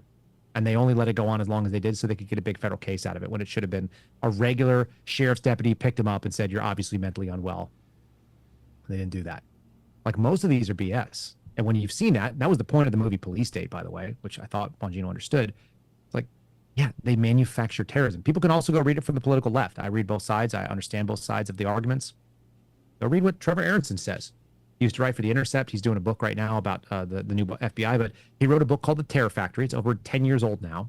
And it was required reading for my surveillance team, because what it says is the FBI basically is the lead importer or the lead manufacturer of the terrorism cases that they end up being the ones that they take down. And it's real simple. It's like, if you're a mentally unfit or, down and out type person and you're desperate and you have no friends, then I'm going to do something real simple for you. I'm going to offer you to help you with all your stupidest, most dangerous anti-government ideas.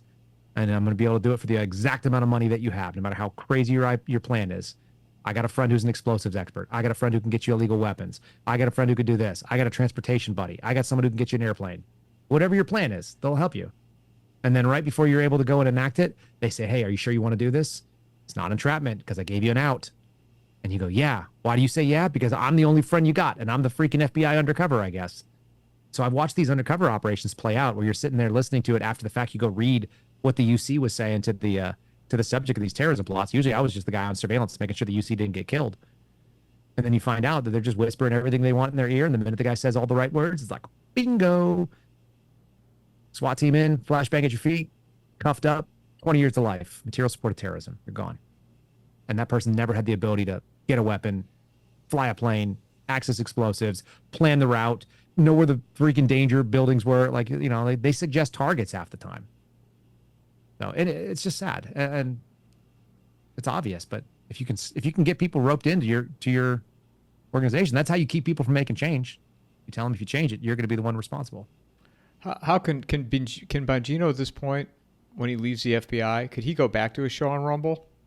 I mean, I think there's a lot of people that still watch Fox News, so that tells us there's an audience for a lot of things. I think he'll have an audience.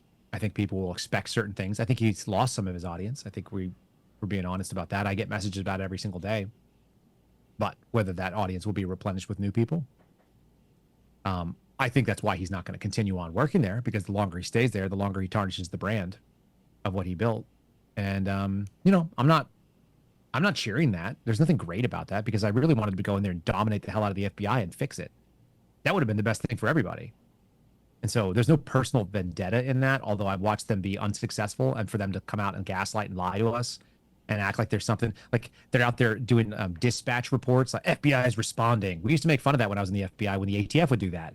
Now you got the deputy director of the FBI doing that. It's embarrassing. It's embarrassing for the FBI. It's embarrassing for Bongino. It's embarrassing for people that wanted him to be successful.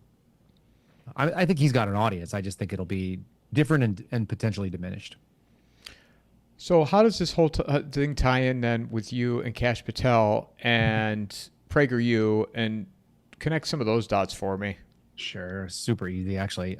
This is almost linear. So I have made I've made it like a focal point of what I do on my podcast, because people tune in because I've got some insight. I also have a lot of sources inside the FBI. The reason why I don't work in the FBI anymore is because I went and did some whistleblower activity, and simultaneous to that, I said no to the COVID shots. And so at the same time that I realized that I couldn't be the only one. Look, I'm a math guy at the end of the day. Like, I don't, like, I told you I did financial analysis with no background in business or no background in finance.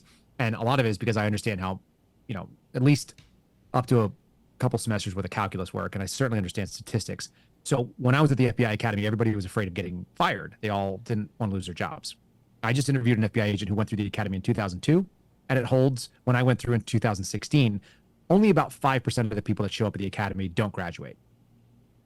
And I asked him if he knew that at the time. He said no, but I did know that, and I don't remember why I knew that.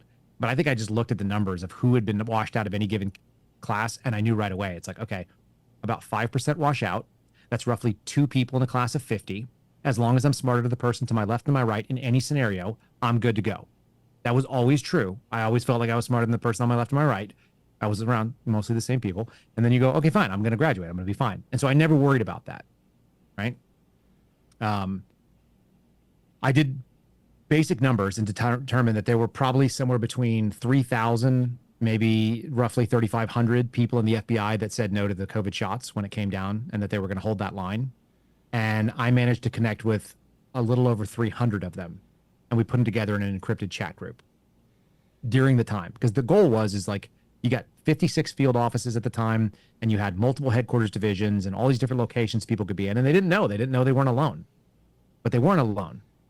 I just did numbers on my own squad. I did numbers in my office, et cetera, et cetera. You know what I mean? Like they put out enough for me to extrapolate what it looked like. So I connected all these people. I built all these sources up. And those sources continue to either report to me or come to me through secondary sources that I still trust.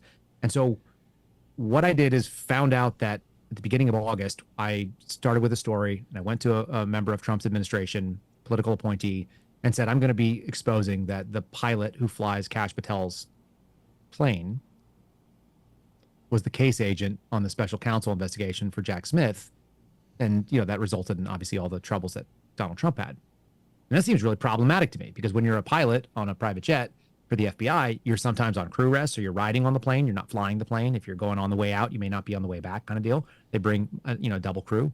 So you've got a dude who was investigating the sitting president, now sitting and rubbing shoulders with and hanging out and, having snacks with the current FBI director. That's crazy. That's a crazy lack of understanding of what we thought was coming in for a guy who wrote a book called Government Gangsters. So on August 4th, I dropped a tweet thread that identified Chris Meyer as the pilot. I identified that he had worked with Walter Gardina, who was one of the guys that arrested Peter Navarro, and Navarro highlighted in his book as a real problem. And then you had the two managers that said no to getting fired, because apparently I left it on a Monday morning, and on Monday afternoon, Kash Patel was demanding those guys' heads. And people said no, from what I understand. Maybe Steve Jensen was one of those. He was the AIDIC of the Washington field office where I'd worked out of. So someone I'd been banging on for a while, because he was a former domestic terrorism section chief that helped classify January 6ers as terrorists. So he was one of my sort of people that I was banging on. And then this other guy gets involved, Brian Driscoll, who was the acting director of the FBI and was like the stand-in until Kash Patel got there. And he said, no, I'm not going to fire him. So those guys were removed. And then they went after a guy named Spencer Evans, who was the one who did all the COVID stuff that I also identified to Kash Patel by name. And I said he should go away. They initially reported him fired in late January. And then they said he wasn't fired in February, before Kash Patel got reinstated or got confirmed. And then they move on, and they actually ended up removing it. So 5 people from the FBI were fired in a period of about, 72 hours based on a tweet that I have. And there's some pretty good evidence, because all the people that I mentioned are directly involved in that. Okay. So all that being said, we've got that happens. It's a PR nightmare to find out that the FBI director doesn't even know who's flying the plane that he's in.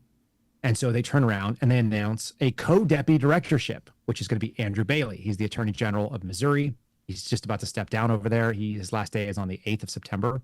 And so this co-deputy director is announced, and he's going to leave the second highest office, let's say, in the state of Missouri to go be the co-deputy director, the simultaneous number 2 and 2A, or 2A and 2B of the FBI. Do you know any other FBI deputy directors that you can remember off the top of your head?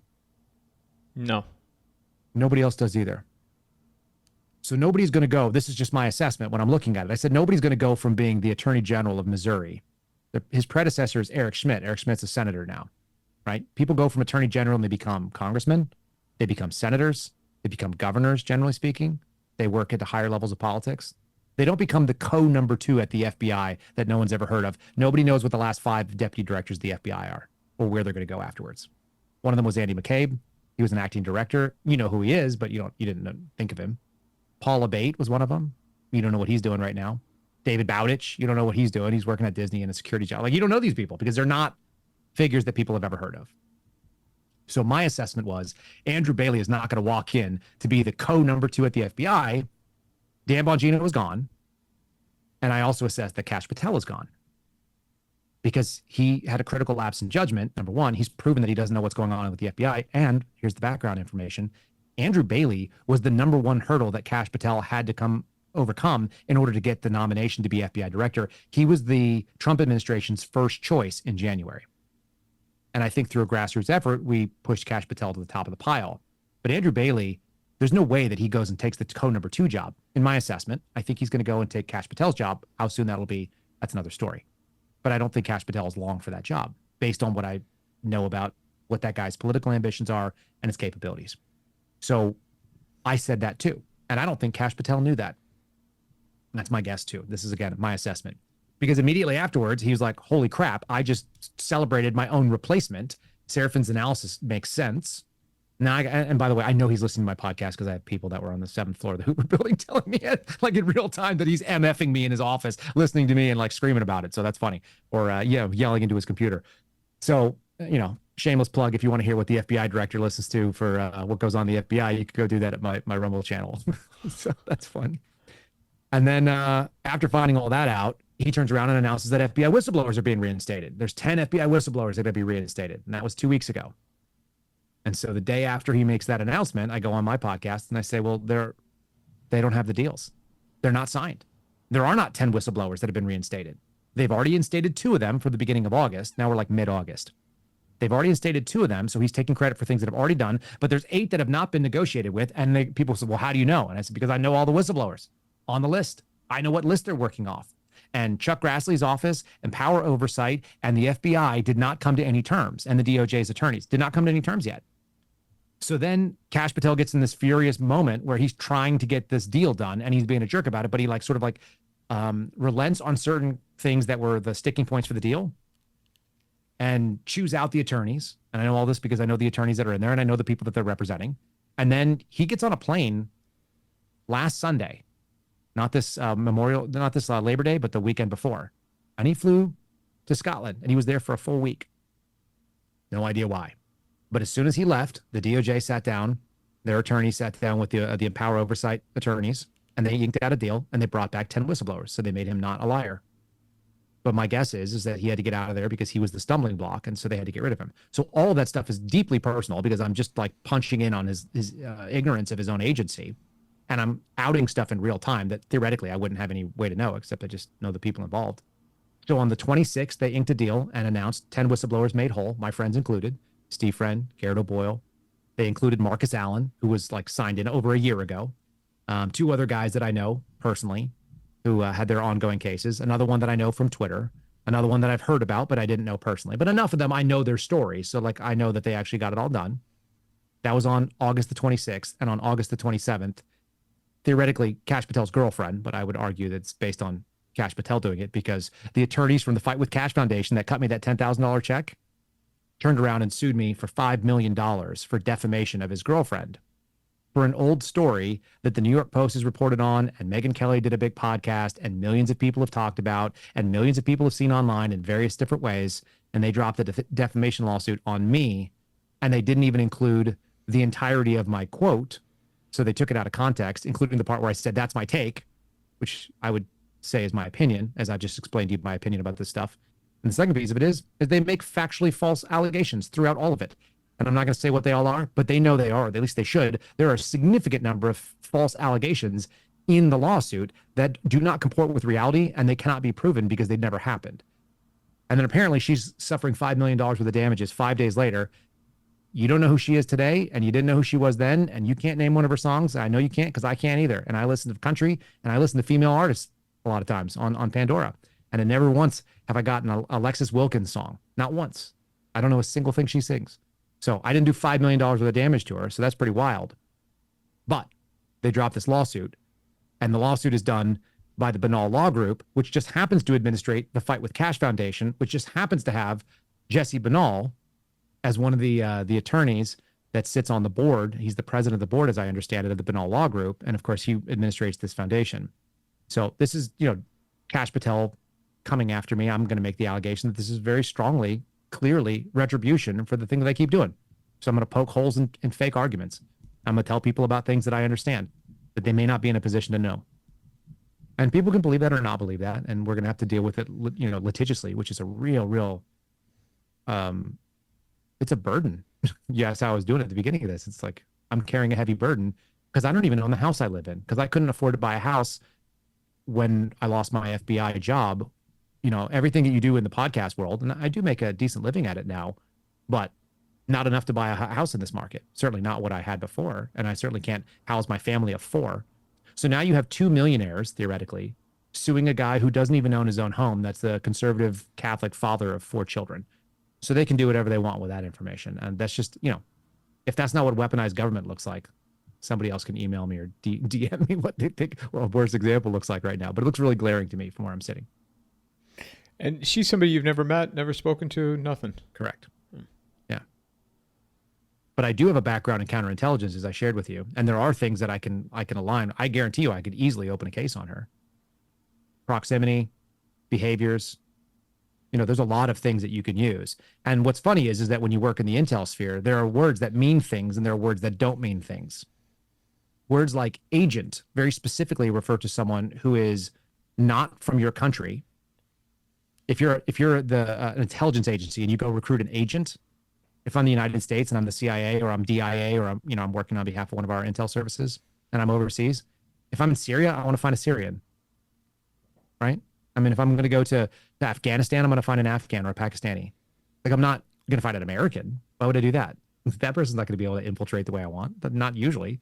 That's not your agent. So the fun thing is that, do they even know that you work for the CIA? Do they even know what you do? So the idea is that they make this allegation that I somehow have accused his girlfriend of espionage, or that I've somehow accused her of getting involved in treasonous activity. And nothing could be further from the case. And I don't make any allegation of the sort. And here's the craziest part about it. Do you ever hear the story of The Americans? It was on TBS for a while. It was a TV show. No. It's based on the real life story of what are called the invisible or the illegals, or the ghost stories operation that the FBI conducted. There were 10 SVR operatives in the United States who were deep cover, long-term intel agents of the Russian government. And they were never activated, but they had social security numbers. They emigrated here mostly from Canada. They came into the US. They had businesses. They had, friends and husbands and whatever, whole lives. And theoretically, they were in position to be activated as Russian intel assets or agents. Now, actually trained by Russian intelligence, okay? American accents and the whole deal. And they arrested all of them in 2010, I think. And I've been briefed on this case a number of times. It's declassified now, so people can go read. If you want to type in ghost stories FBI, you'll get the whole story. I was really proud of it. But the fact of the matter is there was a woman in there that was referred to regularly as a honeypot because she was really pretty. She ended up being a Maxim model after the fact because her cover was blown as an intel agent, so she couldn't do anything, so she went and did underwear modeling. And she's a Russian TV host now. And this woman's name is Anna Chapman. And Anna Chapman was a legit Russian agent. She was a knowing and witting Russian agent. And she was trained as a spy, in espionage and possibilities for doing intelligence work. And then the United States arrested her. You know what they charged her with? No. Conspiracy to act as a unlawful foreign agent. They charged her with the possibility that she would do something that she wasn't allowed to do, that she didn't do. She didn't ever do it. And all they wanted to do was get the indictment. And then they arrested her, and then they did a prisoner swap, and she went back to Russia. So she never got convicted. She never served any time here. That's what, or maybe they got a plea as she was being traded off. But she was a legit spy and didn't break any American laws outside of quote unquote conspiracy to do it, which she was never asked to do. The only reason they actually got her is because they set her up with an FBI undercover, and she agreed to deliver some passports to some fake intelligence person that was theoretically, so they were able to get her. It was a false flag operation, if people are familiar with what that is. So they false flagged her, and they got her to basically do something, but never did anything that was dangerous to the United States. She was just living here. So you can be a legit intelligence agent and still never commit a crime. So the idea that somebody would be an unwitting agent, and we have lots of unwitting agents of all kinds of places. This is the craziest part about it.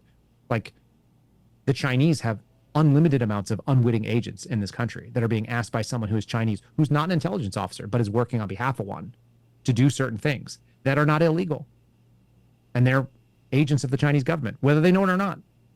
They may or may not get paid for it through legitimate means or otherwise. Almost all of our counterintelligence program is based on trying to identify these people and then decide, are they witting or unwitting? And then how are they doing this? And can we mitigate this threat, or can we turn them and move them against the people that are working against us? That's the whole cat and mouse game. And it's not something the FBI is the best tool for.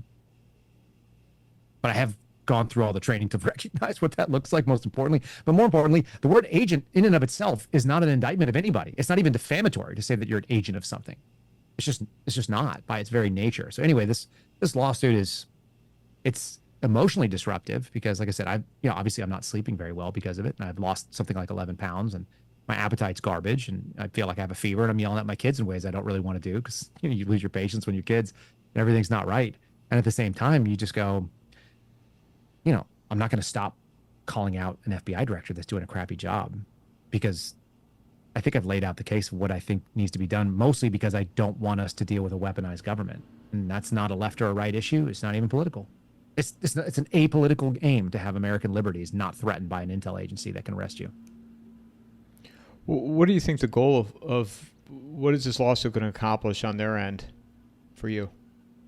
I think it's supposed to intimidate me and to silence me. I think that's the most likely explanation for why, but the fact that they filed it so quickly was, I think it was poorly thought out.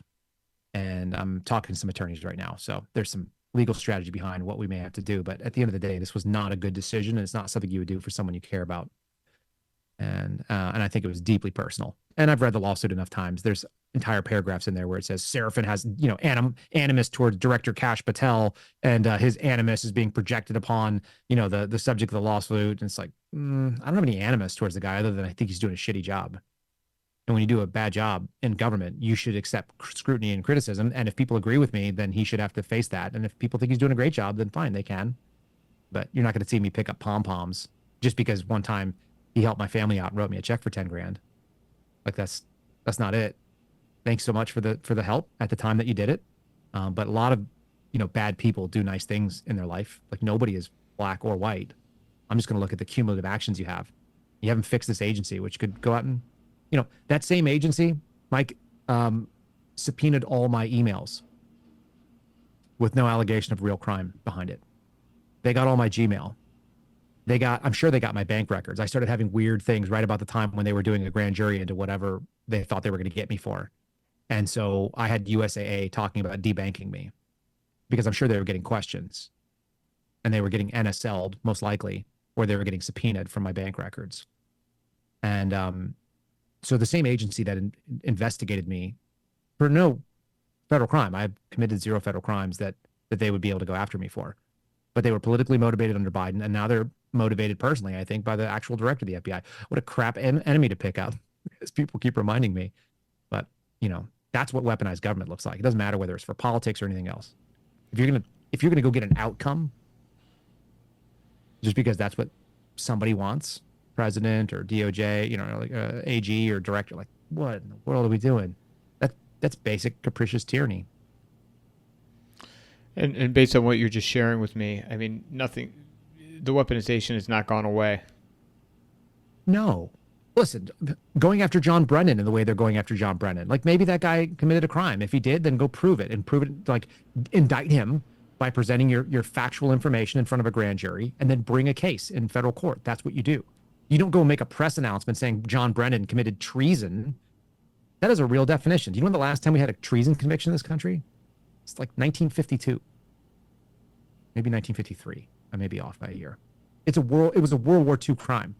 It was a Japanese American who was in Japan during World War II. That's the last time we had a treason conviction. So if you're going to throw around the word like treason, it's a wartime crime too. You have to be able to give aid and comfort to a declared enemy. So when people use words like that, and Tulsi Gabbard was one of the people who did it, and like obviously she's not the AG and she's obviously not the FBI director either. So to hear specific words that have actual meanings with actual federal crimes being bandied around to destroy people's reputation, that is weaponized government. I don't have any love for John Brennan. I got no love for Jim Comey. I got no love for Clapper or any of these guys or Obama. I think they ruined this country. But whether or not they committed a federal crime in doing so is a really different matter. And so if you're a nuts and bolts, if you're a black and white kind of guy, it's like, well, we can prove this and this is a federal crime, or we can't. Let's say you can prove it, but it's outside the statute of limitations. Then what? What do you do? Otherwise, you're just seeking an outcome and you've already picked the target. This is Stalin-esque. Show me the man, I'll show you the crime. If we've already picked the targets and then we're going to go figure out how to investigate them and get the crime, if you pick Kyle Seraphin, then you're going to find the crime and you couldn't get it criminally, so you're going to get it civilly. I don't want to be part of that. I don't like, I'm grossed out by all of it. So I sort of despise our government. I very closely resemble the things that they investigated January 6ers for, which is that I despise what these people are about.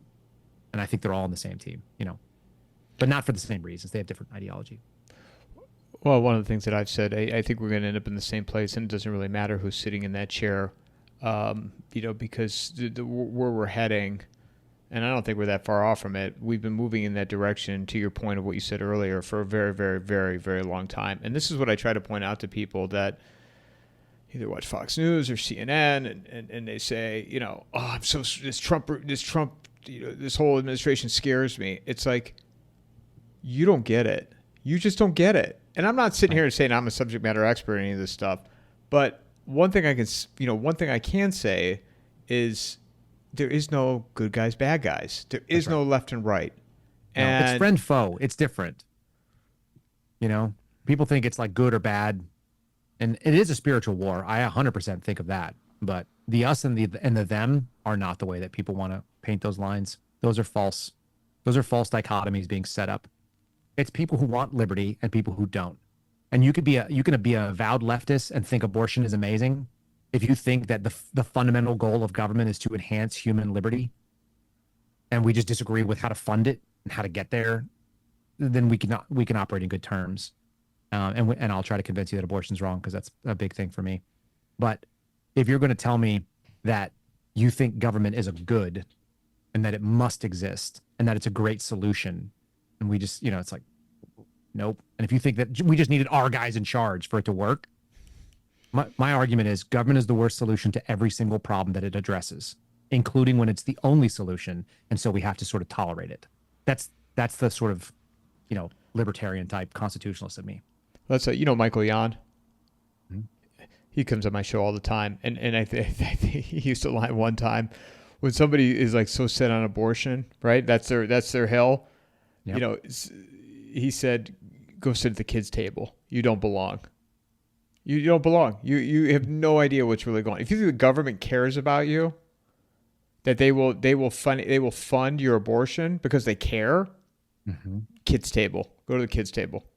Yeah, it's not a serious argument. It's the same thing as people who argue for communism, which I just saw Patrick Bet-Davis do a whole deal with a bunch of socialists or communists. It's like these are not grown-up arguments at this point. Ben Shapiro made a really great point years and years ago that I heard. He said you cannot draw a line that include actual, like, demonstrable characteristics of a human fetus that doesn't also include other human beings, to include people in persistent vegetative states, to include people that are toddlers, to include people that are old enough that they need memory care.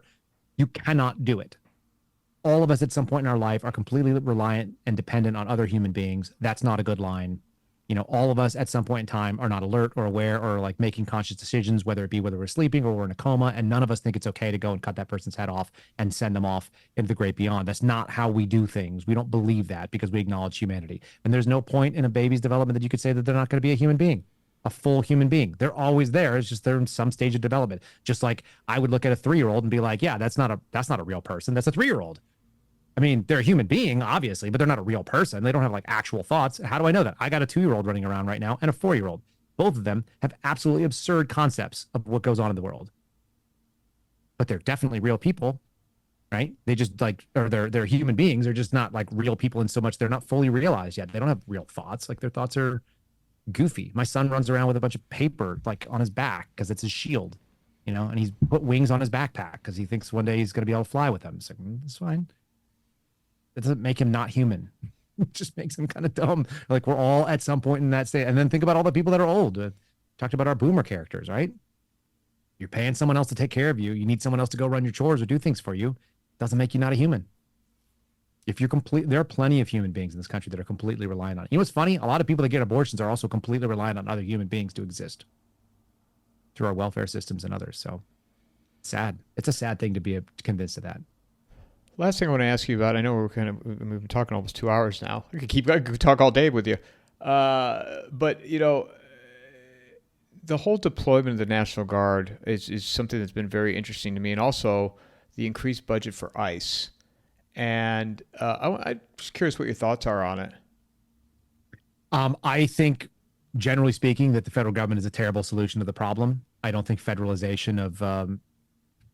Look, I believe very firmly in using the right tool for the right job, and I don't think the National Guard is it. It might be a tourniquet, but it's not the surgical solution. Does that make sense? The FBI is the wrong tool for what it's being used for. And it's the root of a lot of the problems that exist in the FBI. I used to say that counterintelligence is kind of like a screwdriver, right? It's a kind of a sophisticated thing. You got to line it up. You either got to get the blade in there if it's a flathead, or you got to get the Phillips in to get both sides of the cross to line in. And then you got to turn it real slowly and methodically to get the result that you want. And then you look at what a hammer does. What does a hammer do? It takes weight, and it takes momentum, and it transfers that momentum into a nail so that the nail goes in the place that you want. And so, criminal law enforcement is a lot like a hammer and a nail situation. Counterintelligence is a lot like a screwdriver and a screw. And the problem is if you put a screwdriver and you weld it on top of your hammer, you have a really awkward hammer that doesn't really do a great job at either. It's too heavy to be a really good screwdriver. It's too awkward to get close to certain things as a hammer. That was the argument against it being two things. The National Guard is really good at doing disaster relief because they can set up and stage, and they're used to being deployed into uncomfortable situations, and they know how to set up, generators and tents and move into a place and take over and create a relatively physical, safe area to operate out of. So that's great for emergencies. But it's really bad for doing law enforcement in that way. And there are some units that can do law enforcement, but I don't want it, and neither should anybody else. Because I saw January of 2021. I was in Washington, D.C. when they shut it down for Biden's inauguration. We got to see what an occupied city looked like. It's terrifying. It looks like what I saw the movies of East and West Germany looking like. It looks like an East German occupation. So American troops involved in law enforcement on U.S. soil is the wrong answer. Stepping up ICE to do a lot of this stuff. It's like, what are they touting? They're touting arrest numbers, not bulk deportations. I thought we were going to round up everybody. We're going to give them fast due process, walk them through, have them have an administrative judge or an immigration judge sitting right there. And it's like, cool, you're gone.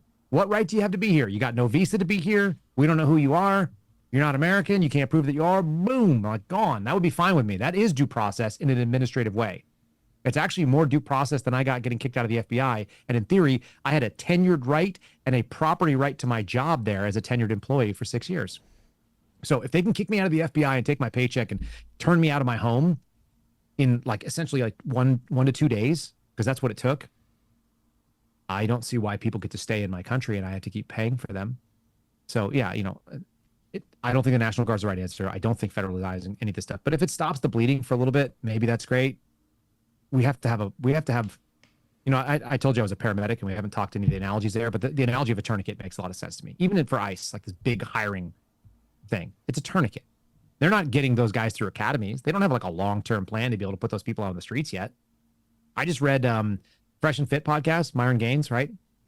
That's not his real name. It's not his real name. Oh, I didn't know that. Do you know him?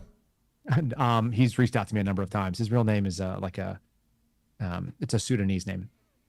So he was a trainee to be a special agent based on his resume for 3+ years because he was waiting on an academy date. And that's what you got right now. You're hiring up all these people to get them in the door, which I thought we were getting rid of government. Now we're hiring a bunch of people up and they're just sitting around waiting to get an academy date. And the academy is the bottleneck and they don't have enough room to push them through to become 1811 agents to go do the work. So again, wrong tool. Maybe you should have stood up a totally new service. Maybe you should have stood up a whole totally new. It's this ready, fire, aim attitude that government always does. Throw it into this thing that already exists and try to expand the mission out. But the tourniquet analogy is you could put something in and stop the bleed, which is great. But at the end of the day, a tourniquet doesn't save your life forever. What it does is it stops the bleed in that area for a period of time until you can get a vascular surgeon or a trauma surgeon to get in there and stitch up the vessel so that it stops bleeding, because you got to do something. National Guard and even these ICE hirings seems like tourniquet action. It hasn't stemmed the problem, and it can be turned off tomorrow. Next Democrat gets in, they can, put them back to doing nothing, have them hand out sandwiches and high five everybody coming in over the border. Our system was meant to be Congress as number one on purpose. And instead they've been doing kayfabe and they've been KFAB, whatever it's called. They've just been doing hearings about it instead of doing actual litigation and legislation. I'm looking at this as I'm talking to you on Truth Social 25 minutes ago. It says Defense Department lawyers to serve as temporary immigration judges. Great. Fine. Streamline the process, get them the heck out. The sad thing is we're going to just see lawfare against all that too. And they're going to say this is not due process. But that's because most Americans, and this is the other big problem, I think too, you look at these long-term things, there's a reason why our education system is as bad as it is. And if any of the things that I've been saying on dates or the mechanisms of government, or even the historical sort of like significance of certain changes that happened in certain years, if those are foreign to you, your education screwed you out of something that should have been really obvious to you, because you should know when our government changed and why and for what purpose and who was involved. And if you don't know those sort of things, I think that you got shorted, because that was part of my education. And I didn't have a like insanely capable thing. My parents were not that wealthy. Like I went to a Catholic school and I went to a state school for college, and I have a bachelor's degree. But I know how to learn, I know how to look. And a lot of people, I think, very frequently have no idea what the mechanism is that they're even cheering on. They don't know how our government works. They don't know how things get done in government. We're so far beyond the like this is a bill sort of thing from the what was it, the after school special stuff. It's just basic civics are completely gone, and a lot of people just tuned out, don't know how things get done, but they're cheering for their team. So we got a lot of cheerleading going on without a lot of understanding of the rules of how the actual game works, which is how they can fool you. I guess that's how the fooling keeps going on. Is that people don't understand what the actual game is. Good guys, bad guys, Kyle. It's all about the good guys, bad guys. It must be. Yeah, that's exactly it. As long as you can convince me of that. And as long as people can go back to their lattes and their yoga mats, that's all they care about. I would argue as long as the doors to Costco are open and Amazon Prime exists and Uber Eats for the younger generation that doesn't go out and get food, as long as those things are functional, yeah, we will continue to limp along. And when those things get shut down and real inconvenience comes in, people might actually start looking at like, what sort of conveniences, have I been accepting? And the backside of it was tyrannical. And I think that's the bulk of our comfort turns into sort of a tyrannical piece on the end. And at some point that will come to an end, you think, but but also it's like, it could be today, it could be tomorrow, but it could be 10 years from now. It could be a lot longer than that. I think the interesting thing about the internet society, which is something that it used to take 50 or 100 years to develop certain ideas. And those ideas could have developed overnight. I think they will happen. If any financial collapse could change the game, you don't need a huge population subset to really destabilize this country. And I think we're kind of seeing that. We saw that in 2020. A pretty radicalized small movement of people could really change the game. And how many people remember that were like, standing in line to buy toilet paper and eggs and don't have a stockpile of toilet paper and eggs today? A lot. A lot of people didn't learn any lessons. They saw it and they thought it was over. We just kicked the symptoms down. We took some Advil, but the root cause of that headache is still hanging out there. And I think this country is headed for like a rocky solution. But that doesn't mean that, by the way, the next thing is like, tyranny or anarchy or post-apocalyptic warlord status or something like that. I just think Red Dawn, Kyle. Yeah, I don't think it has to be that. I really don't. I think that the next iteration looks like something different, though. I think I think we're in probably the fourth stage. I was joking with somebody, like we're kind of in the fourth, stage of the American Republic, which is unrelated to the original stages. And they go something like Constitution up to Civil War, and then Reclamation was is that what it's called? Reconstruction was the next kind of phase of it. And then you ended up in this sort of like economic weird period of the World War II or World War I, World War II era, where we started having like all this stuff, like I said, 1913 onward. And then sometime in the modern era where we had a turning of technology, and I don't know how far back it goes, whether it was TV in every house or radio available to every person or the internet or something to that effect, but some sort of technological change has been the next sort of iteration. So we're in kind of stage 4 of it, but it's pretty decayed from the original structure. Like you could look at what the original constitutional structure of this country is, and we don't resemble it.